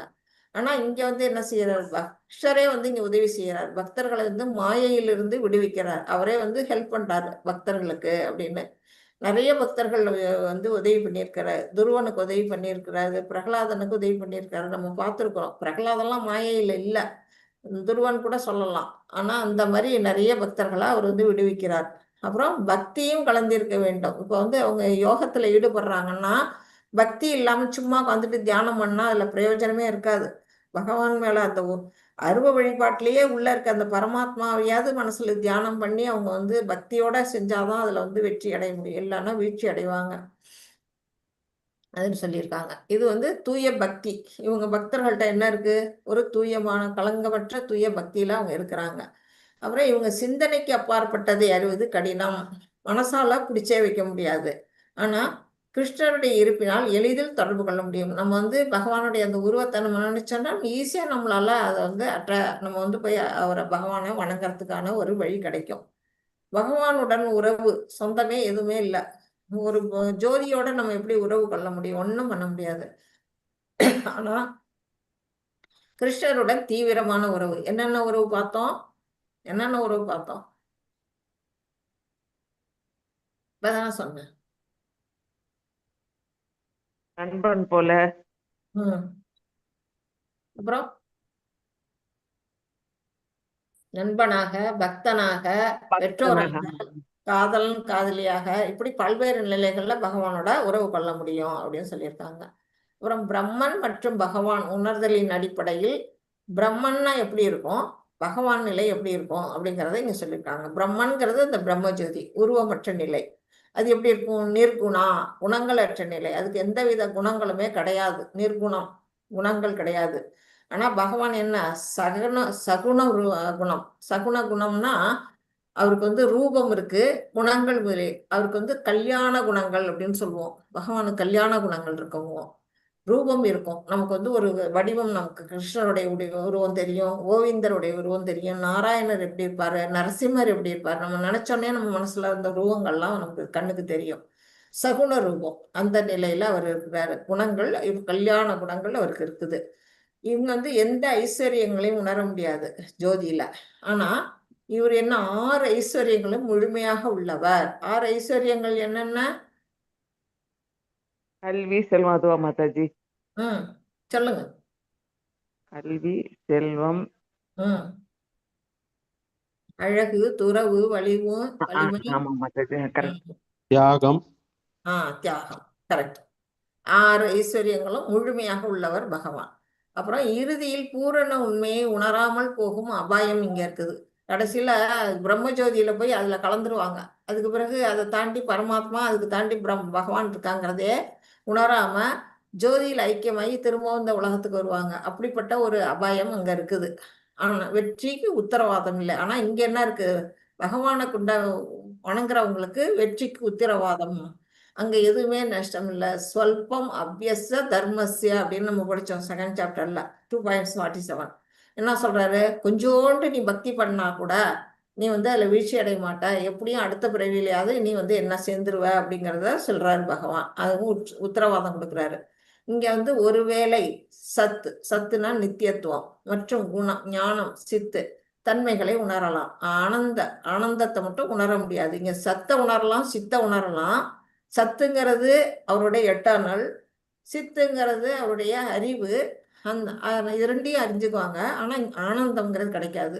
பிரம்மஜோதியில எந்தவித ஆனந்தமும் இல்லை அப்படிங்கிறார். ஆமா, நம்ம என்ன பகவான்கிட்ட போனா பேரானந்தம் கிடைக்கும் அப்படிங்கிறத நம்ம சொல்லுவோம். இந்த இடத்துல ஆனந்தம் இல்லை. ஆனா பக்தர்களுக்கு என்ன இருக்கு, நித்தியத்துவமும் இருக்கு, ஞானமும் இருக்கு, மற்றும் ஆனந்தம், அதையும் உணர முடியும். சச்சித் ஆனந்தம் மூன்றையும் வந்து அவங்களால உணர முடியும். அதாவது எப்ப பகவானை உணர்ந்தாங்களோ அப்பவே அவங்க வந்து பிரம்மனையும் உணர்வாங்க, பரமாத்மாவையும் உணர்வாங்க. ரெண்டுமே அவருக்குள்ள அடக்கம் அப்படிங்கிற நிலையில பகவான் வந்து இருக்கிறாரு அப்படிங்கிறத இங்க சொல்லியிருக்கிறாங்க.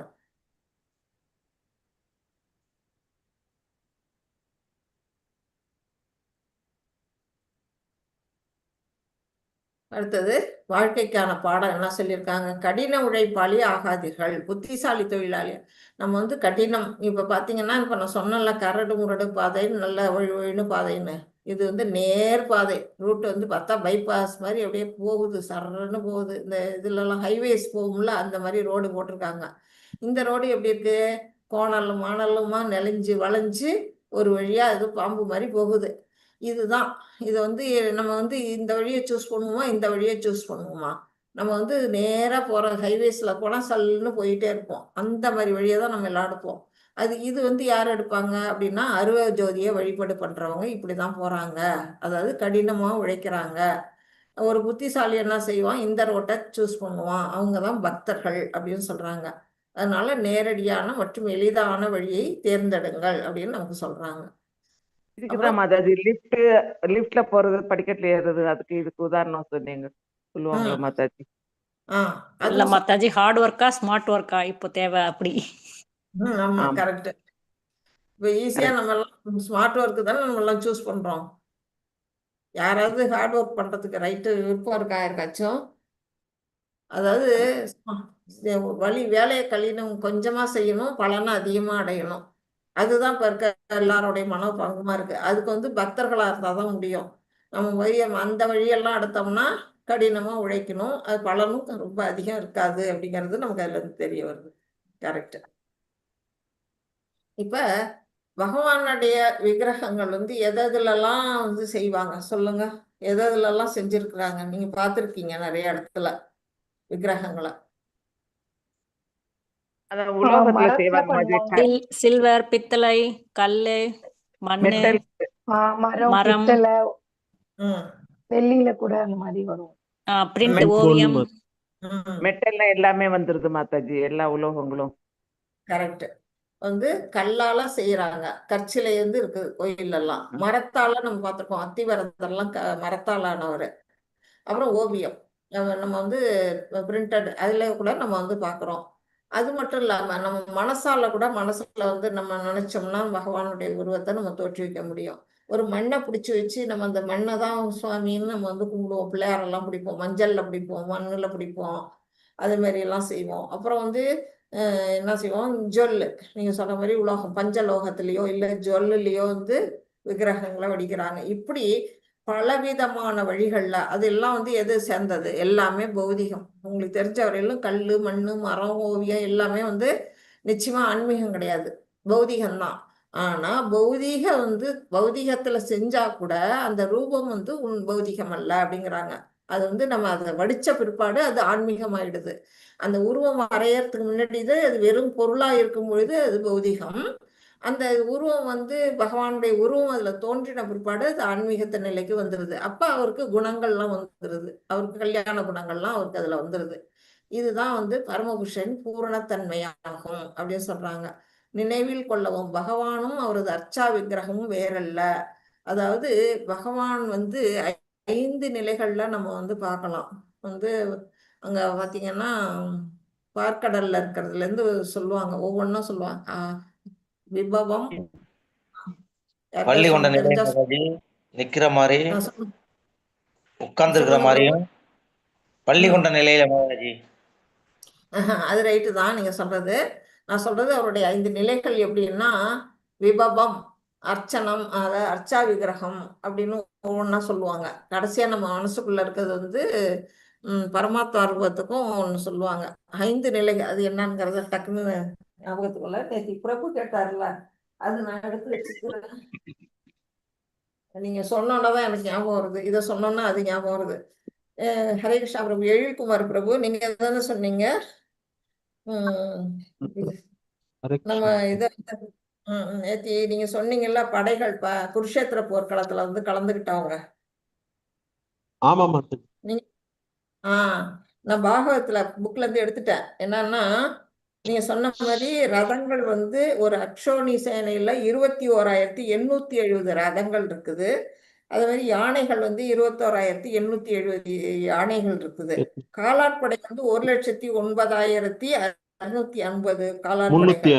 அப்புறம் குதிரைகள் 65,610. ஓகே.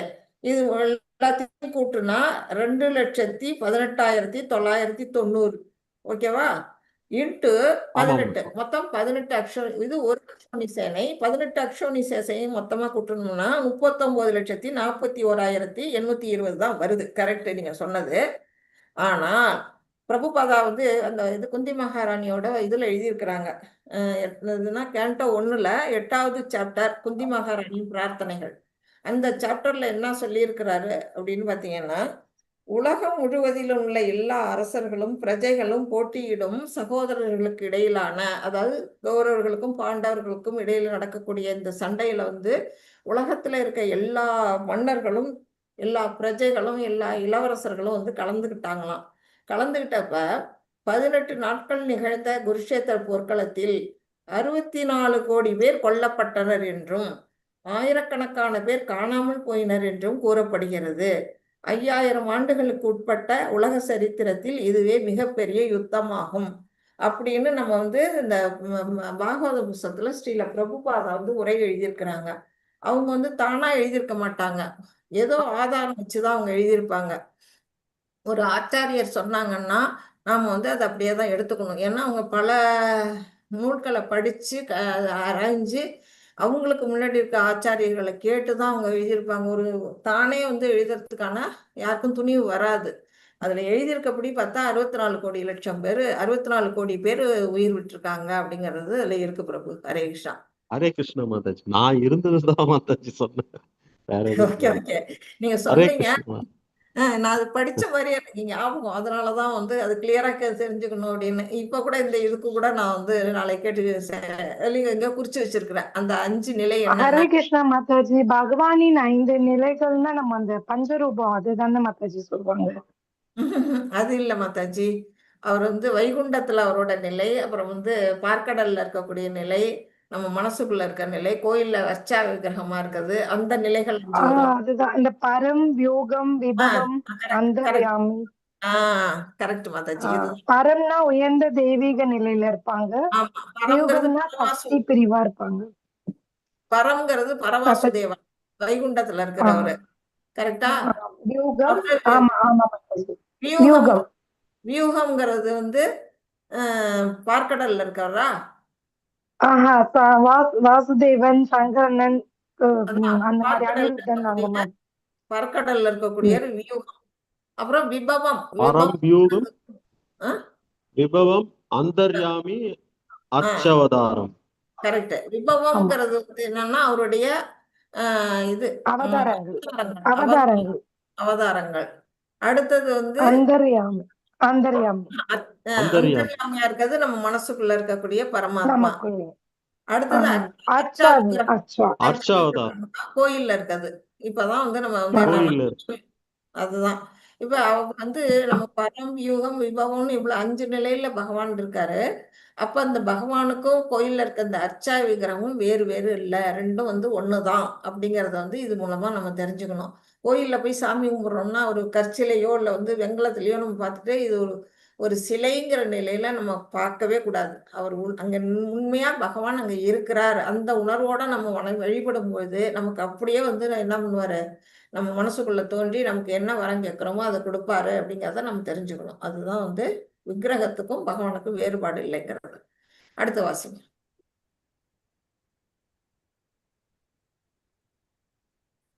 வாசிக்கிற மாதாஜி. வாசிங்க. ஆனால் தங்களது எல்லா செயல்களையும் எனக்காக துறந்து பிறலாமல் என் மீது பக்தி செலுத்தி எனது பக்தி தொண்டில் ஈடுபட்டு எப்போதும் என் மீது தியானம் செய்து தங்களது மனங்களை என்னில் நிறுத்தி எவரெல்லாம் என்னை வழிபடுகிறார்களோ பிருந்தாவின் மகனே அவர்களை பிறப்பு இறப்பு என்னும் கடலில் இருந்து உடனடியாக காப்பாற்றுவானாக நான் இருக்கிறேன். காப்பாற்றுபவனாக நான் இருக்கிறேன். மாதாஜி ரொம்ப சின்ன சின்னதா இருக்கு மாதாஜி. என்ன பிரபு? எழுத்து ரொம்ப சின்ன சின்னதா இருக்கு, கண்ணு புரியல மாதாஜி. பரவாயில்ல, நீங்க கேட்டுங்க பிரபு. அவங்க ஹரே கிருஷ்ணா பிரபு. நீங்க உங்க மொபைல்ல ஜூம் பண்ணீங்கன்னா எழுத்து நல்லா பெருசாகும் பிரபு. உங்களுக்கு எவ்வளவு தேவையோ அவ்வளவு ஜூம் பண்ணிக்கலாம். நீங்க எக்ஸ்பேண்ட் பண்ணுங்க, அந்த ஸ்கிரீனை எக்ஸ்பேண்ட் பண்ணீங்கன்னா தெரியும் பெருசா. உங்க போன் இப்படி தொட்டுட்டு ஸ்கிரீனை தொட்டுட்டு அந்த விரலை வச்சு நீட்டினீங்கன்னா நல்லா பெருசாயிடும், ஜூம் ஆயிடும். நம்ம மொபைல்ல போட்டோ எல்லாம் பார்ப்போம்ல, அந்த மாதிரி பண்ணுங்க, படிக்க வருது. ஹரே கிருஷ்ணா. ஓகே. இப்போ வந்து என்ன சொல்றாங்க, ஆனால் தங்களது எல்லா செயல்களையும், இது பக்தர்களுடைய நிலை. இப்போ வந்து அருவ வழிபாடு பண்றவங்கள பத்தி போன ஸ்லோகம் வரையிலும் படிச்சுட்டோம்.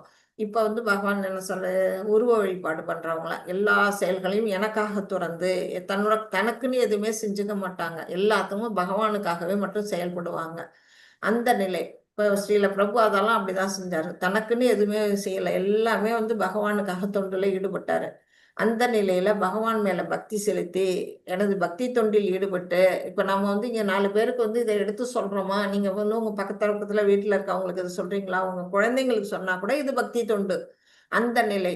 அந்த நிலையில எப்போதும் என் மீது தியானம் செய்து பகவானையே மனசுல நினைச்சுக்கிட்டு தங்களது மனங்களை எண்ணில் நிறுத்தி எவரெல்லாம் என்னை வழிபடுகிறார்களோ, யாரெல்லாம் அந்த மாதிரி பக்தி தொண்டு செய்யறாங்களோ, பிரதாவின் மகனே, அவர்களை நான் என்ன செய்யறேன், பிறப்பு இறப்பு என்னும் கடலில் இருந்து, இந்த கடல்ல வந்து தத்தளிச்சுட்டு இருக்கிறோம் நம்ம சம்சார கடல்ல, அவங்கள என்ன செய்யறாரு பகவான் கருட வாகனத்துல வந்து உடனடியா நம்மளை காப்பாற்றுகிறார்.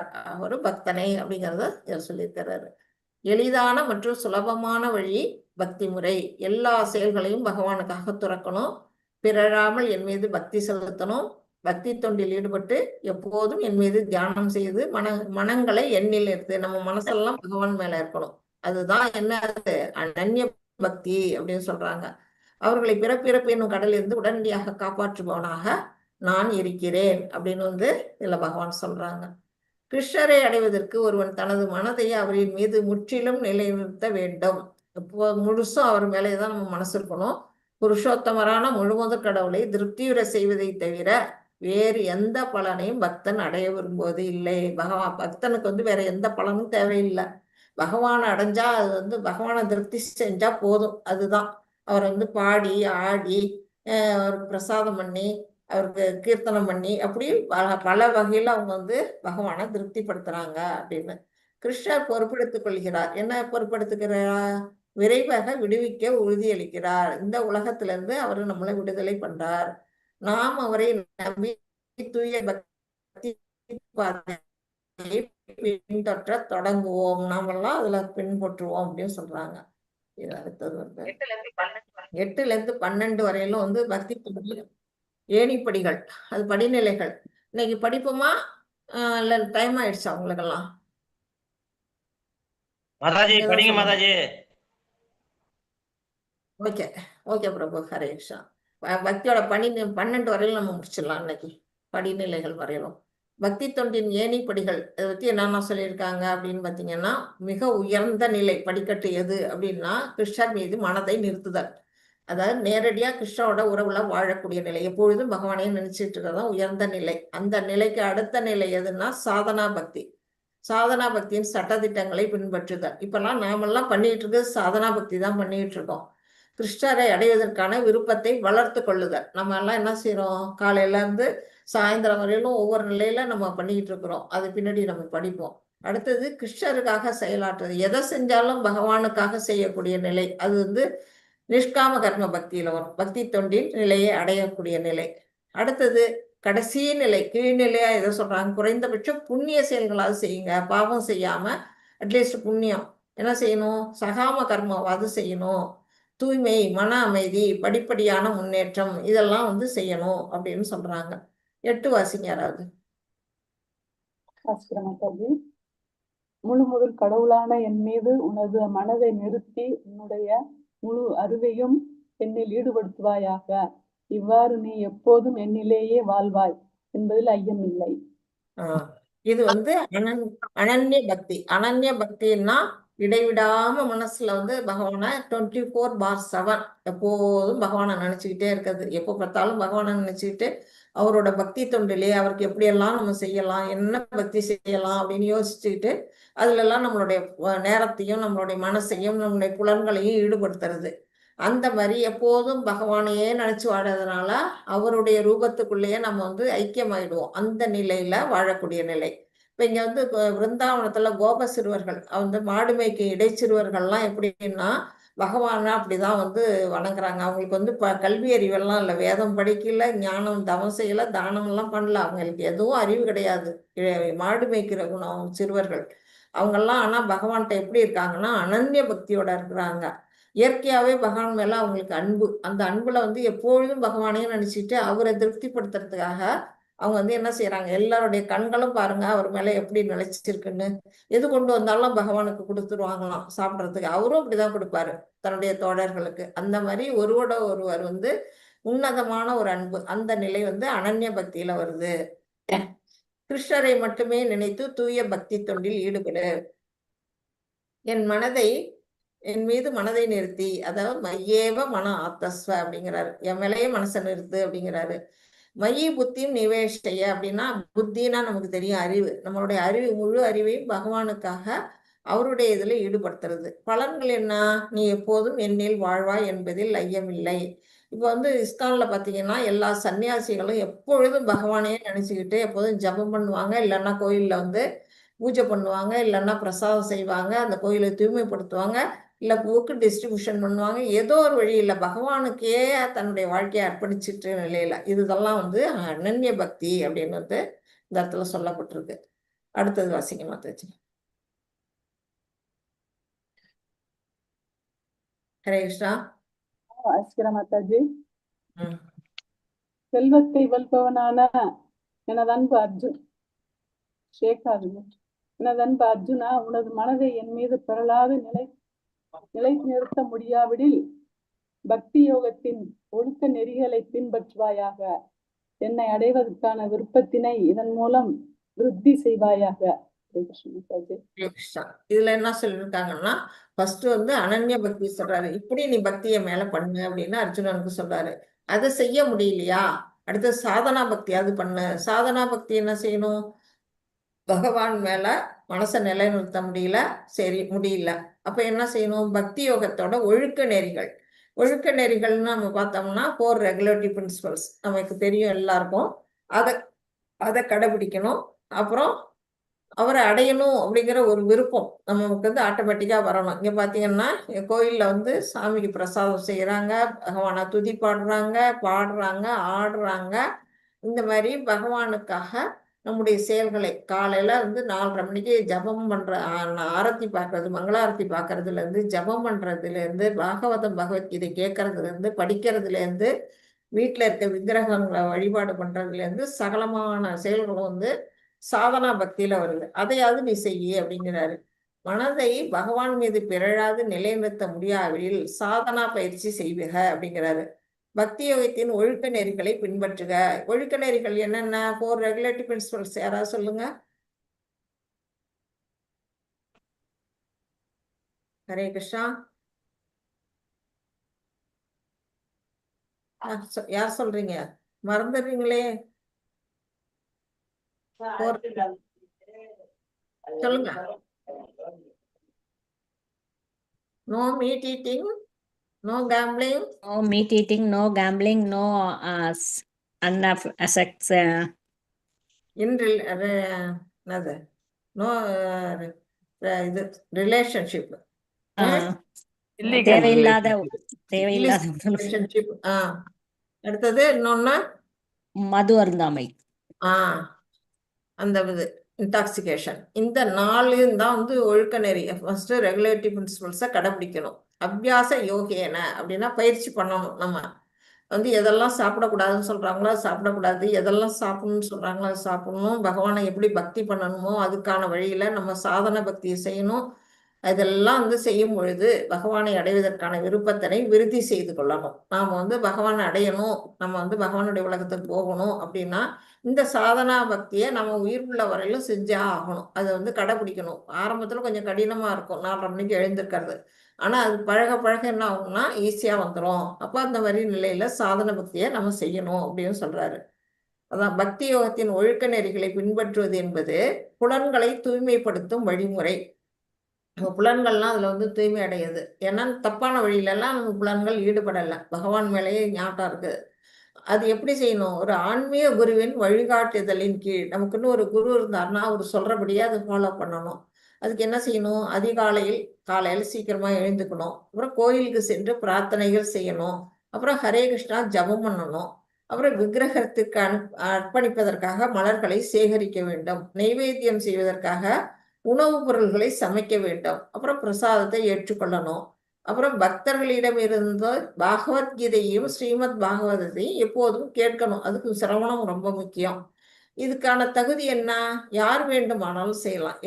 எந்த பெண் ஆணு நல்லவன் கெட்டவன் மதம் ஜாதி மதம் எதுவும் கிடையாது. யார் வேணா இதெல்லாம் செய்யலாம்.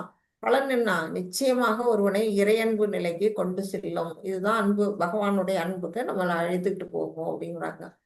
பக்தி யோகம் புலன்களை தூய்மைப்படுத்தும். இந்த முறையில் கிருஷ்ணர் மீதுள்ள உறங்கி கொண்டிருக்க இயல்பான அன்பை புதுப்பித்துக் கொள்ள முடியும். அப்படின்னா நம்ம எல்லாருக்கும் இயற்கையாவே பகவான் மேல ஒரு அன்பு இருக்குது. நம்ம அது என்னன்னா தூங்கிட்டு இருக்க நிலை, உறங்கிட்டு இருக்க நிலையில இருக்குது. ஒரு இந்த கிளாஸுக்கு வராதவங்களுக்கு கூட பகவான் மேல ஒரு அன்பு கண்டிப்பா உண்டு. ஆனா இது என்ன நிலையில இருக்கு? செயலற்ற நிலையில இருக்குது. இந்த சாதனா பக்தி பண்றதுனால அதை தட்டி எழுப்பிடலாம். பக்தியை என்ன செய்யலாம்? உயிர் பெற வைக்கலாம், உயிர் சக்தியை கொண்டு வரலாம் அப்படின்னு இதுல சொல்றாங்க. பக்தி தொண்டின் சட்டதிட்டங்களை பின்பற்றுதல் வழிமுறை நம்ம படிச்சதுதான். புலன்களை தூய்மைப்படுத்துதல், ஆன்மீக குருவின் வழிகாட்டுதல், இதெல்லாம் நம்ம படிச்சுட்டோம். ஓகே. ஸ்ரீ சைத்தன்ய சரிதாமிரதம் ஆதியிலே 17.22 என்ன சொல்லியிருக்கிறாங்கன்னா, கலிகாலே நாம ரூபே கிருஷ்ண அவதாரா நாம ஹைதே ஹய சர்வ ஜகத் நிஸ்தாரா அப்படின்னு ஒரு ஸ்லோகம் இருக்குது. அதோட அர்த்தம் என்ன அப்படின்னா, இந்த கலியுகத்தில் பகவானின் திருநாமமான ஹரே கிருஷ்ணா மகா மந்திரமே பகவான் கிருஷ்ணரின் அவதாரமாகும். இந்த நாமத்துக்கும் கிருஷ்ணனுக்கும் வேறுபாடு இல்லை அப்படிங்கிறத சொல்லியிருக்காங்க. கிருஷ்ணான்னு சொல்றதும் கிருஷ்ணரை வணங்குறதுக்கும் ஈக்குவல் அப்படிங்கிறத நீங்க சொல்லியிருக்கிறாங்க. இந்த திருநாமங்களை உச்சரிப்பதாலேயே ஒருவன் பகவானுடன் நேரடியாக உறவு கொள்கிறான். அதை சொல்லிக்கிட்டே இருக்கும்போது நமக்கும் பகவானுக்கு உறவு நிலை மேம்படுது. அவ்வாறு செய்பவன் எவனும் நிச்சயமாக விடுதலை அடைகின்றான். அப்ப நம்ம என்ன செய்யணும்?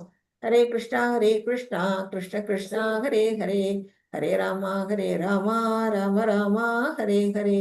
இந்த நாமங்களை நம்மள எவ்வளவு மேக்சிமம் நம்மளால சொல்ல முடியுதோ ஒரு நாளைக்கு நம்ம சொல்லணும் அப்படிங்கறத இதன் மூலமா சொல்லியிருக்காங்க.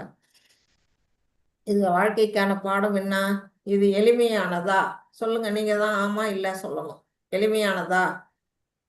ஆமா மாதாஜி. நடைமுறைக்கு ஒத்து வருமா? ஒத்து வரும் மாதாஜி, ரொம்ப எளிமையானது மாதாஜி, நடைமுறை ஒத்து வரும். Very good. இதில் எனக்கு நம்பிக்கை ஏற்படுகிறதா? கண்டிப்பா நம்பிக்கை ஏற்படுது மாதாஜி. ஓகே. நான் நேர்மறையாக உணர்கின்றேனா? பாசிட்டிவ் எனர்ஜி இருக்கா? நேர்மறையாக. ஓகே. அடுத்து இதனை முயற்சி செய்ய நான் தீவிரமாக உள்ளேனா? ஆமா மாதாஜி. ஓகே. இப்ப குறிப்பு, 3 அல்லது அதற்கு மேல் ஆம் இருந்தால் சப்தமாக உச்சரிக்கும். என்னத்தை உச்சரிக்கணும்? ஹரே கிருஷ்ணா, ஹரே கிருஷ்ணா ஹரே ஹரே, ஹரே ராம ராம ராம ஹரே ராம ராம ஹரே ராம ராம ஹரே ஹரே. 3 தடவை சொல்லுங்க. ஹரே கிருஷ்ணா ஹரே கிருஷ்ணா கிருஷ்ண கிருஷ்ண ஹரே ஹரே, ஹரே ராம ராம ஹரே ஹரே, ஹரே ராம ராம ஹரே ஹரே ஹரே, ஹரே. ராம ராம ராம ஹரே ஹரே. நம்ம எல்லாரும் பக்தி யோகத்தை துவங்கிட்டோம் அப்படிங்கறதுதான். ஓகேவா? எல்லாரும் பக்தியில வந்துட்டோம். 10 வாசிங்க. விதிகளை உன்னால் பயிற்சி செய்ய முடியாவிடில் எனக்காக மட்டும் செயலாற்ற முயல்வாயாக. ஏனெனில் எனக்காக செயல்படுவதன் மூலம் நீ பக்குவ நிலைக்கு வந்தடைவாய். ஹரே கிருஷ்ணா. இப்ப என்ன சொல்றாரு?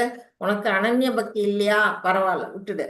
அடுத்தது சாதனா பக்தி பண்ணுனாரு. சாதனா பக்தியும் உன்னால செய்ய முடியலையா? பரவாயில்ல, அதையும் விட்டுடு. ஆனா நீ என்ன செய்ய? எனக்காக செயல்படு. எல்லா செயல்களையும் எனக்காக நீ செய்ய, நீ பக்குவ நிலைக்கு வந்துடுற அப்படிங்கிறாரு. இது என்ன பக்தி அப்படின்னா நிஷ்காம கர்ம பக்தி, நிஷ்காம கர்ம பக்தி. இப்ப இங்க ஒருத்தர் என்ன செய்யறாரு?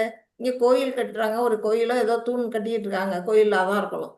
அதுக்கு இவர் வேலை செய்யறாரு. இந்த மாதிரி பகவானுக்காக அவர் தொண்டாற்றுறாரு. எதை செஞ்சாலும் கிருஷ்ணருக்கு அர்ப்பணம் பண்ணி நம்ம செஞ்சோம் இல்லையா? எத் கரோஷி எத் ஜுகோஷின்னு 9 சாப்டர்ல 27 ஸ்லோகத்துல நம்ம படிச்சோம். கரோஷி எத் ஜுகோஷி. இந்த நிலையில பகவானுக்காக எல்லா செயல்களையும் அர்ப்பணிச்சு செஞ்சா அதுதான் நிஷ்காம கர்ம பக்தி அப்படின்னு. இப்ப பாத்தீங்கன்னா பக்தி யோகத்தின் விதிகளை பயிற்சி செய்ய முடியாவிடில் என்ன செய்யணும்? சாதனா பக்தி செய்ய முடியலையா? கிருஷ்ண பக்திக்கான பிரச்சாரத்திற்கு அனுகூலமானாக இருக்க வேண்டும். நீங்க என்ன செய்யலாம்? கிருஷ்ண பக்தியை வெளியில பரப்பணும். உங்களுக்கு தெரிஞ்சவங்க அறிஞ்சவங்களுக்கெல்லாம் நீங்க என்ன செய்யணும்? இந்த மாதிரி ஒரு கிளாஸ் வந்து ஃப்ரீயா சொல்லி தராங்க. இதுல அடுத்த மாசம் மார்ச் 9ஆம் தேதி இந்த கிளாஸ் ஆரம்பிக்குது. அதுல வந்து என்ன செய்யணும்? உங்களுக்கு தெரிஞ்சவங்களெல்லாம் இதுல நீங்க சேர்த்து விடணும். அப்புறம் நீங்க வந்து கிருஷ்ணரை பத்தி நீங்க நிறைய இடத்துல நிறைய பேருக்கு சொல்லணும், அதை பிரச்சாரம் பண்ணணும். இதெல்லாம் நீங்க செஞ்சீங்கன்னாலும் இது வந்து நிஷ்காம கர்ம பக்தியா வந்து சொல்றாரு பகவான். எனக்காக மட்டும் செயலாற்ற முயல்வாயாக, மத் கர்ம பரமோ பவ அப்படிங்கிறாரு. எனக்காக செஞ்சீன்னா அந்த பலன் என்ன, பக்குவ நிலைக்கு நீ வந்தடைவாய் அப்படின்னு வந்து பகவான் இதுல சொல்றாங்க. விதிகளை பயிற்சி செய்யாவிடில் வந்து கட்டுப்பாட்டு விதிகள்னு இருக்கு நம்ம சாதனா பக்தியில. அதெல்லாம் கொஞ்சம் பேருக்கு கடினமா இருக்குன்னா என்ன செய்யணும்? வெளிப்புலன்கள் அனைத்தையும் கிருஷ்ணருக்காக செயல்படுவதில் ஈடுபடுத்து. நம்மளோட புலன்கள் எல்லாம் பகவானுக்கான தொண்டுல ஈடுபடுத்திடணும். நம்ம என்ன கையை வந்து அவருக்காக சேவை பண்ணணும், கண்ணை அவருக்காக பார்க்கணும், அப்படி நம்ம புலன்கள் எல்லாம் அதுல ஈடுபடுத்தணும். அப்புறம் கிருஷ்ணருக்காக செயல்படணும். நீ பக்குவ நிலைக்கு வந்து விடுவாய். இதெல்லாம் செஞ்சா நீ வந்து பக்குவ நிலை அடைவாய். இது நம்ம வந்து 9.27ல நம்ம படிச்சிருக்கோம். எத் கரோஷி எத் அஷ்டாசி எத் ஜுகோஷி ததாசி எத் தபஸ்யசி கௌந்தேய தத் குருஷ்வ மதர்ப்பணம். என்ன சொல்றாரு? குந்தியின் மகனே, எதையெல்லாம் நீ செய்கின்றாயோ, எதையெல்லாம் நீ உண்கின்றாயோ, எதையெல்லாம் நீ படைக்கின்றாயோ, எதையெல்லாம் நீ கொடுக்கின்றாயோ, எந்த தவங்களை எல்லாம் செய்கின்றாயோ அதனை எனக்கு அர்ப்பணமாக செய்வாயாக. இதுக்கு ஒரு கதை சொன்ன ஞாபகம் இருக்கா? கதை ஞாபகம் இருக்கா இல்லையா? கதையுமா என்ன மறந்து கதை நீங்க சொன்ன ஆரம்பிச்சீங்கன்னா எங்களுக்கு தெரியுமா தச்சு? ஒரு கோயில்ல ஒரு பிராமண சிறுவன் வந்து செய்வான்ல, கோயில்ல தொண்டு செய்வான்னு ஒரு பூசாரி சொல்ற வேலையெல்லாம். ஆமா மாதாஜி. எல்லாத்தையும் பகவானுக்கு அர்ப்பணம் பண்ணி செய்வானே அந்த நிலை, அதுதான் நிஷ்காம கர்ம பக்தி. இப்ப வந்து இதுல வந்து இங்க இஸ்கான் மங்களூர் .com இண்டெக்ஸ் இதுல கொடுத்துருக்குறாங்க. யாராவது பகவானுக்கு வந்து ஏதாவது டொனேஷன் கொடுக்குன்னா இந்த லிங்க்ல போய் கொடுக்கலாங்கிறதுக்காக இதுல இதை கொடுத்துருக்குறாங்க. அந்த லிங்க் வந்து மாதாஜி வேணா உங்களுக்கு குரூப்ல போடுவாங்க. 11th ஸ்லோக வாசிங்க மாதாஜி. शक्तो असि कर्तुं मद्योगम् आश्रितः சர்வகர்மபலத்தியாகம் அதக குரு யதாத்மவான். ஆனால் என்னை பற்றி இத்தகைய உணர்விலும் உன்னால் செயலாற்ற முடியாவிடில் உனது செயலில் எல்லா விளைவுகளையும் தியாகம் செய்து ஆத்மாவில் நிலை பெற முயற்சி செய். ஸ்ரீகிருஷ்ண மாதாஜி. இப்ப வந்து என்ன சொல்றாரு பகவான்? வருஷம்லாம் வந்து படியை கீழே இறங்கிட்டே வருது. ஃபர்ஸ்ட் மேல்நிலையில அனன்ய பக்தியை பார்த்தோம், அடுத்த நிலையில சாதனா பக்தியை பார்த்தோம், அதுக்கு அடுத்தது வந்து இது நிஷ்காம கர்ம பக்தியை சொன்னாரு. இப்ப கடைசியா அடுத்து கீழே இறங்கி வந்து அட்லீஸ்ட் சகாம கர்மாவாது பண்ணு அப்படிங்கிறாரு. சகாம கர்மா பண்ணினா கூட என்ன செய்ய முடியும்? நீ வந்து என்ன வந்து அடைய முடியும் அப்படிங்கிறாரு. சகாம கர்மான்னா என்ன அப்படின்னா என்ன சொல்றாரு? எல்லா விளைவுகளையும் தியாகம் செய்து நம்ம செய்யக்கூடிய எல்லா செயல்களோட விளைவு, அதாவது பலன்கள், நம்ம எல்லா இது செஞ்சுட்டு நம்ம பலனை எதிர்பார்ப்போம். ஆனா பலனை எதிர்பார்க்காம பகவானுக்காக அது தியாகம் பண்றது. அந்த நிலையில நீ ஆத்மாவின் நிலை பெற முயற்சி செய் அப்படிங்கிறாரு. இப்ப பாத்தீங்கன்னா இங்க வந்து நந்தகோபர் என்ன செய்யறாருன்னா கிருஷ்ணனுடைய பிறந்த கொண்டாட்டத்தை அவர் கொண்டாடுறாரு. கிருஷ்ணன் பிறந்திருக்காரு, அந்த குழந்தைக்கு வந்து தொட்டியில் இருக்கிறாங்க. ஊர் மக்கள் எல்லாம் வந்து அங்க வாழ்த்த வராங்க. அவங்களுக்கு எல்லாம் என்ன செய்யறாரு? நிறைய தானங்கள், வீட்டுல இருக்க தானியங்கள், துணிமணிகள், அப்புறம் வந்து பணம் பொன்முடிப்பு, அப்புறம் பசுக்கள், இப்படி எல்லாத்தையும் அவர் வந்து தானம் பண்றாரு. எதுக்காக தானம் பண்றாரு? அந்த கிருஷ்ணர் பிறந்ததோட சந்தோஷத்தை அவர் கொண்டாடுற, ஊர் மக்களோட கொண்டாடுறோம். நம்ம கூட வந்து பிறந்தநாள் கொண்டாட்டோம்னா வீட்டுக்கு வரவங்களுக்கு திரும்பி வந்து ரிட்டர்ன் கிஃப்ட்னு ஒண்ணு கொடுப்போம் இல்லையா? அந்த மாதிரி அவர் வந்து நிறைய வந்து வாரி வழங்குறாரு. அது எது அப்படின்னா சகாம கர்மா அப்படின்னு சொல்றாங்க. இப்ப நம்ம வந்து என்ன செய்வோம்? சாதாரண மக்கள் வந்து என்ன பண்ணலாம்? நம்ம இதெல்லாம் பண்ணலைன்னா ஒரு கோயிலுக்கு, ஒரு வந்து ஆசிரமங்களுக்கு, அநாத ஆசிரமங்களுக்கு, ஒரு இந்த ஹாஸ்பிட்டலுக்கு, அப்புறமேடி இந்த மாதிரி நம்ம என்ன பொதுநல சேவையில நம்ம வந்து பொருளை வந்து கொஞ்சம் வந்து தானம் பண்ணுவோம். அதெல்லாம் வந்து சகாம கர்மால வருது. அப்படி செய்ய, அதை வச்சு நீ செய்ய, பக்தி நிலையில நீ வரலாம் அப்படின்னு வந்து சொல்றாரு. உன்னால் 12:10, அதாவது பயிற்சி செய்ய முடியாவிடின், எந்த பயிற்சியை நிஷ்காம கர்மா செய்ய முடியலன்னா உனது செயலின் எல்லா விளைவுகளையும் தியாகம் செய்து ஆத்மாவின் நிலை பெற முயற்சி செய். சர்வ கர்ம பல தியாகம் அப்படிங்கிறாங்க. இப்போ இந்த மாதிரி அனாதை குழந்தைங்களுக்கெல்லாம் சாப்பாடு போடுறாங்க. அதெல்லாம் எதுல வருதுன்னா சகாம கர்மா அப்படின்னு சொல்லப்பட்டிருக்கு. கிருஷ்ணர் பல்வேறு மாற்று வழிகளை வழங்கி நாம் முன்னேறுவதற்கான உற்சாகத்தை அளிக்கின்றார். நிறைய சொல்லிட்டாரு வழி, என்னென்ன வழியில நீ என்ன பக்தி செய்யலாம் அப்படின்னு.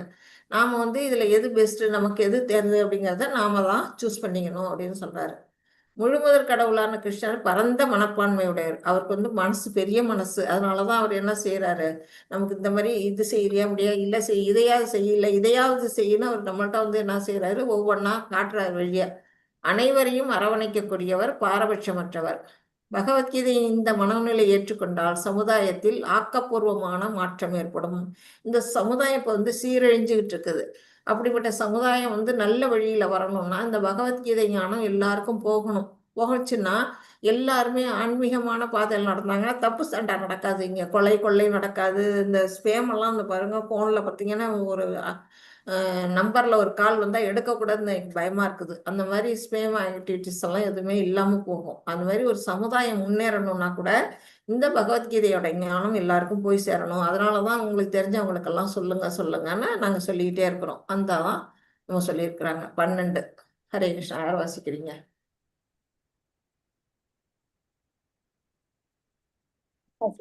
ஹரே கிருஷ்ண மாதாஜி. வாசிங்க பிரபு. இப்பயிற்சியினை உன்னால் ஏற்றுக்கொள்ள முடியாவிடில் ஞானத்தை விருத்தி செய்வதில் உன்னை ஈடுபடுத்திக் கொள். இருப்பினும் ஞானத்தை விட தியானம் சிறந்தது. மேலும் தியானத்தை விட செயல்களின் பலன்களை தியாகம் செய்தால் சிறந்தது. ஏனெனில் இத்தகு தியாகத்தினால் மன அமைதியை அடைய முடியும். ஹரே கிருஷ்ணா மாதாஜி. ஹரே கிருஷ்ணா பிரபு. இதுல என்ன சொல்றாங்க, இப்ப ஒவ்வொரு பயிற்சி கொடுக்குறாரு. அனன்ய பக்தி செய்ய, இல்லைன்னா சாதனா பக்தி செய்ய, நிஷ்காம கர்மா செய்ய, இல்ல சகாமா கர்மா செய்யன்னு ஒவ்வொன்னா சொல்லிட்டாரு. இது எதுவுமே உன்னால முடியலையா, இது எதுவுமே என்னால செய்ய முடியல அப்படின்னு நான் சொன்னேன்னா சரி பரவாயில்ல, நீ என்ன செய்ய, ஞானத்தையாவது வளர்த்துக்கோள். இப்போ இங்க எல்லாம் என்ன பண்றாங்க, பகவத்கீதை அதெல்லாம் புக்கை வச்சுட்டு படிக்கிறாங்க, வேதங்கள் எல்லாம் படிக்கிறாங்க. அந்த மாதிரி நம்மளுடைய ஞானத்தை அறிவியாச்சும் விருத்தி பண்ணிக்கணும் அப்படின்னு சொல்றாரு. அப்படி அடுத்தது என்ன சொல்றாரு, இருப்பினும் இந்த ஞானத்தை விருத்தி செய்வதை காட்டிலும் சிறந்தது எது அப்படின்னு பார்த்தா தியானம். இங்க மெடிடேஷன் பண்றாங்கல்ல உட்காந்து, அந்த ஞானத்தை கற்கிறத விட இந்த தியானம் சிறந்தது அப்படின்னு சொல்றாரு. ஆனா இந்த தியானத்தையும் விட சிறந்தது ஒண்ணு இருக்கு. எது அப்படின்னா தியாகம். இங்க பாத்தீங்கன்னா இந்த பழக்காரம்மா கிருஷ்ணருக்கு பழங்களை கொடுக்குறாங்க. எந்த வித பலனையும் எதிர்பார்க்காம, பிரதிபலனை எதிர்பார்க்காம அவங்க என்ன செய்யறாங்க, அந்த பழங்களை அர்ப்பணிக்கிறாங்க பகவானுக்கு. அந்த மாதிரி நம்மளுடைய பலன்களை, நம்ம செய்யக்கூடிய செயல்களின் பலன்களை எல்லாம் பகவானுக்கு தியாகம் பண்ணணும். அந்த மாதிரி செய்யறதுனால என்ன செய்ய முடியும், மன அமைதியை அடைய முடியும். இந்த ஸ்லோகத்துல அதான் சொல்லியிருக்காங்க. ஒண்ணு ஞானம் வளர்த்துக்கோ, ஞானத்தை விட சிறந்ததான தியானத்தை பண்ணு, இது ரெண்டையும் விட சிறந்ததான தியாகம் பண்ணு அப்படின்னு பகவான் 3 வழிகளை இங்க இந்த இடத்துல சொல்லி இருக்கிறாங்க. உங்களால் கிருஷ்ண உணர்வினை பயிற்சி செய்ய முடியவில்லை என்றால் என்ன செய்யலாம், தியானம். தியானத்தின் மூலம் பரமாத்மாவை புரிந்து கொள்ள முடியும். ஞானத்தினால் ஒருவன் தனது உண்மையான நிலையை, நம்ம அறிவு இருந்தாதான் நம்மளுடைய உண்மையான நிலையிலேயே நம்மளால புரிஞ்சுக்க முடியும். உண்மை நிலை என்ன, நம்ம இங்க தற்காலிகமாக வந்திருக்கிறோம், நம்ம செல்ல வேண்டிய இடம் பகவானுடைய இருப்பிடம் அப்படிங்கறதுதான் உண்மையான நிலை. அதை புரிஞ்சுக்கணும்னா நமக்கு அறிவு வேணும். அது அதுல இருந்து கிடைக்குது அந்த அறிவு, இந்த மாதிரி பகவத்கீதை பாகவதத்துல இருந்தெல்லாம் கிடைக்குது. அதை நம்ம ஒரு ஆச்சாரிய வழியா நம்ம புரிஞ்சுக்கணும் அப்படின்னு சொல்றாங்க. அப்புறம் பற்றின்றி கடமைகள் செய்து பலனை அர்ப்பணம் செய்ய வேண்டும். நமக்கு செய்யக்கூடிய செயல்கள்ல பலன் கருதி செய்யக்கூடாது, ஃப்ரூட்டி ஆக்ஷனே இருக்கக்கூடாது அப்படிங்கிறாங்க. அந்த மாதிரி செய்யும் பொழுது எளிதானது, நடைமுறைக்கு உகந்தது எது, பக்தி யோகம் அப்படின்னு படிப்படியாக ஏறி ஒரு படிக்கட்டுகளை, பக்தியோட படிக்கட்டுகளை நம்ம இப்ப பார்த்தோம். பலவித மாற்று வழிகள். இப்போ பகவானை சென்றடையறதுக்கு பல மாற்று வழிகளை சொல்லிட்டாரு அவரு. அனன்ய பக்தி, சாதன பக்தி, சகாம கர்ப்பன்னு பல வழிகள். இதுல ஏதேனும் ஒன்றை தேர்ந்தெடுங்கள். நாம தான் சூஸ் பண்ணணும். நமக்கு எந்த வழி சிறந்ததுங்கிறத நமக்கு எது ஒத்து வருங்கிறத நம்ம புரிஞ்சுக்கிட்டு அந்த வழியை நம்ம தேர்ந்தெடுத்துக்கணும். எதை செஞ்சாலும் பகவத்கீதை பின்பற்றாமல் இருப்பது ஒரு வழி அல்ல. பகவத்கீதையை விட்டுடாதீங்க. அந்த வழியை விட்டு விட்டுடாம கண்டிப்பா போங்க அப்படின்னு வந்து இதுல வந்து சொல்றாரு. பக்தியில் முன்னேற்ற நிலைகள் நம்ம பார்த்தோம். கீழே இருந்தே மேலே போவோம். கீழே இருந்து பார்த்தீங்கன்னா துறவு. துறவுனால என்ன செய்யுது? மெடிடேஷன் பண்றதுனால, சந்நியாசம் போய் துறவு பண்றதுனால ஞானத்தை வளர்த்து கொள்றாங்க. அப்புறம் தியானம் பண்றதுனால என்ன அடையுதுன்னா தூய்மை அடைகிறது. நம்மளுடைய புலன்கள்லாம் தூய்மை அடையும். அமைதி, படிப்படியான முன்னேற்றங்கள்லாம் அதுல வர முடியும் அப்படின்றாரு. அதுக்கு அடுத்த நிலையா இருக்கிறது கிருஷ்ணருக்காக உழைப்பது. பக்தி தொண்டின் நிலைக்கு உயர்வடையலாம். இதுதான் வந்து நிஷ்காம கர்மா. அடுத்தது பக்தி யோகத்தின் ஒழுக்க நெறிகளை பின்பற்றி கிருஷ்ணரை அடைவதற்கான விருப்பத்தினை வளர்த்து கொள்ளலாம். இது சாதனா பக்தி. இது கிருஷ்ணர் மீது மனதை நிறுத்தி கிருஷ்ணருடன் நேரடியான உறவில் வாழ்தல். இதுதான் உயர்ந்த நிலை அனன்ய பக்தி. களங்கமற்ற தூய பக்தி எதுன்னா அதுதான் அப்படிங்கிறத இதுவரையும் முடிச்சிட்டோம். 12th வரையிலும் இன்னைக்கு முடிச்சிட்டோம். வாஞ்சா கல்பதருப்ய ச கிருபா சிந்துப்ய ஏவ ச பதிதானாம் பாவனேபியோ வைஷ்ணவேபியோ நமோ நமக. அனந்த கொடி வைஷ்ணவ விருந்தைக்கு ஜே. ஸ்ரீல பிரபாதா கி ஜே. நாமாச்சாரிய ஹரிதாஸ் டாக்கூருக்கு ஜே. All glories to the assembled devotees. Hare Krishna, Hare Krishna, Krishna Krishna, Hare Hare, Hare Rama, Rama Rama, Hare Hare. Hare Krishna Mataji, Hare Krishna Prabhuji. Hare Krishna. Hare Krishna. Thank you Mataji. Hare Hare Krishna. Krishna Mataji. Hare Krishna Prabhuji. Hare Krishna Mata Mataji. Mataji Hare அனன்ய Krishna buck Mataji. Mataji அனன்ய பக்தினா அருவ கடவுளா ஒரே ஒருத்தரை நினைச்சு வழிபடுறது, எல்லோரையும் சமமா பாக்குறதுன்றது அனன்ய பக்தியா சொல்றாங்களா மாதாஜி? சாதனா பக்தி வந்து கடவுளை பத்தி, கிருஷ்ணரை பத்தி நம்ம கதைகள் கேட்கறது, அவரை பத்தி கீர்த்தனம் பாடுறது, இதெல்லாம் சாதனால வருதா மாதாஜி? சாதனால வர்றது நீங்க சொன்னது கரெக்ட். அனன்ய பக்திக்கு என்ன சொன்னீங்க? சமமா பார்க்கணும், எல்லோரையும் சமமா கருதுறது, ஒரே ஒரு உருவத்தை நினைச்சு வழிபடுறது. அருவ உருவத்தை நினைச்சிட்டாலே அது பக்தியே இல்லது. அது வேற. பிரம்மஜோதியை நினைச்சு அருவ வழிபாடு ஃபர்ஸ்ட் எடுத்தோன்னு பார்த்தோம்ல, அருவ வழிபாடா உருவ வழிபாடா, அதுக்கான டிஃபரன்ஸ் எல்லாம் நிறைய பார்த்தோமே. ஆமாமா. அது வந்து பக்தியில இந்த பகவானுடைய பக்தியில அது வராது. அனன்ய பக்திங்கிறது 24/7 ஒரு நிமிஷம் கூட நம்ம மனசு வந்து பகவானை தவிர வேற எதையும் நினைக்காம இருக்கிறது. பரமஹம்சர்களா இருப்பாங்க அவங்கெல்லாம். அந்த நிலைக்கெல்லாம் நம்ம உயர்வமானு நமக்கு தெரியாது. பயங்கர பக்தி. அவங்கெல்லாம் எப்போதும் பகவானை தவிர வேற எதுவுமே அவங்க மனசுல இருக்காது. அதுதான் வந்து அனன்ய பக்தின்னு சொல்றது. அந்த நிலைக்கு நம்மளை உயர்த்தி கொள்ளணும். அதுதான் ரொம்ப முக்கியமானது. கிளியரா பிரபு? ஓகே மாதாஜி. ஓகே. வேற யாரு? அக்ஷயாவா? யாரு? ஹரே கிருஷ்ணா மாதாஜி. நான் தான், என்ன கொஞ்சம் போஸ்ட் பண்ணுங்க மாதாஜி, எப்படி ஷேர் பண்ணலான்னு லைவ் ஆஃப் பண்ணிட்டு. ஓகே. மொத்த ஏதாவது யாருக்காவது கொஸ்டின் ஆன்சர் ஏதாவது இருக்குதா? கருத்துக்கள் யாருக்கும் அது இல்லையா? என்ன மாதாஜி? ஓகே. ஹரே கிருஷ்ணா பிரபு. என்ன மாதாஜி ஷேர் பண்ண போறீங்க? இல்ல மாதாஜி, நாளைக்கு மாதாஜி வரும்போது எப்படி ஷேர் பண்ணலான்னு ஒரு ட்ரையல். நீங்க லைவ் ஆஃப் பண்ணிட்டு வாங்க, பண்ணலாம். மணி 8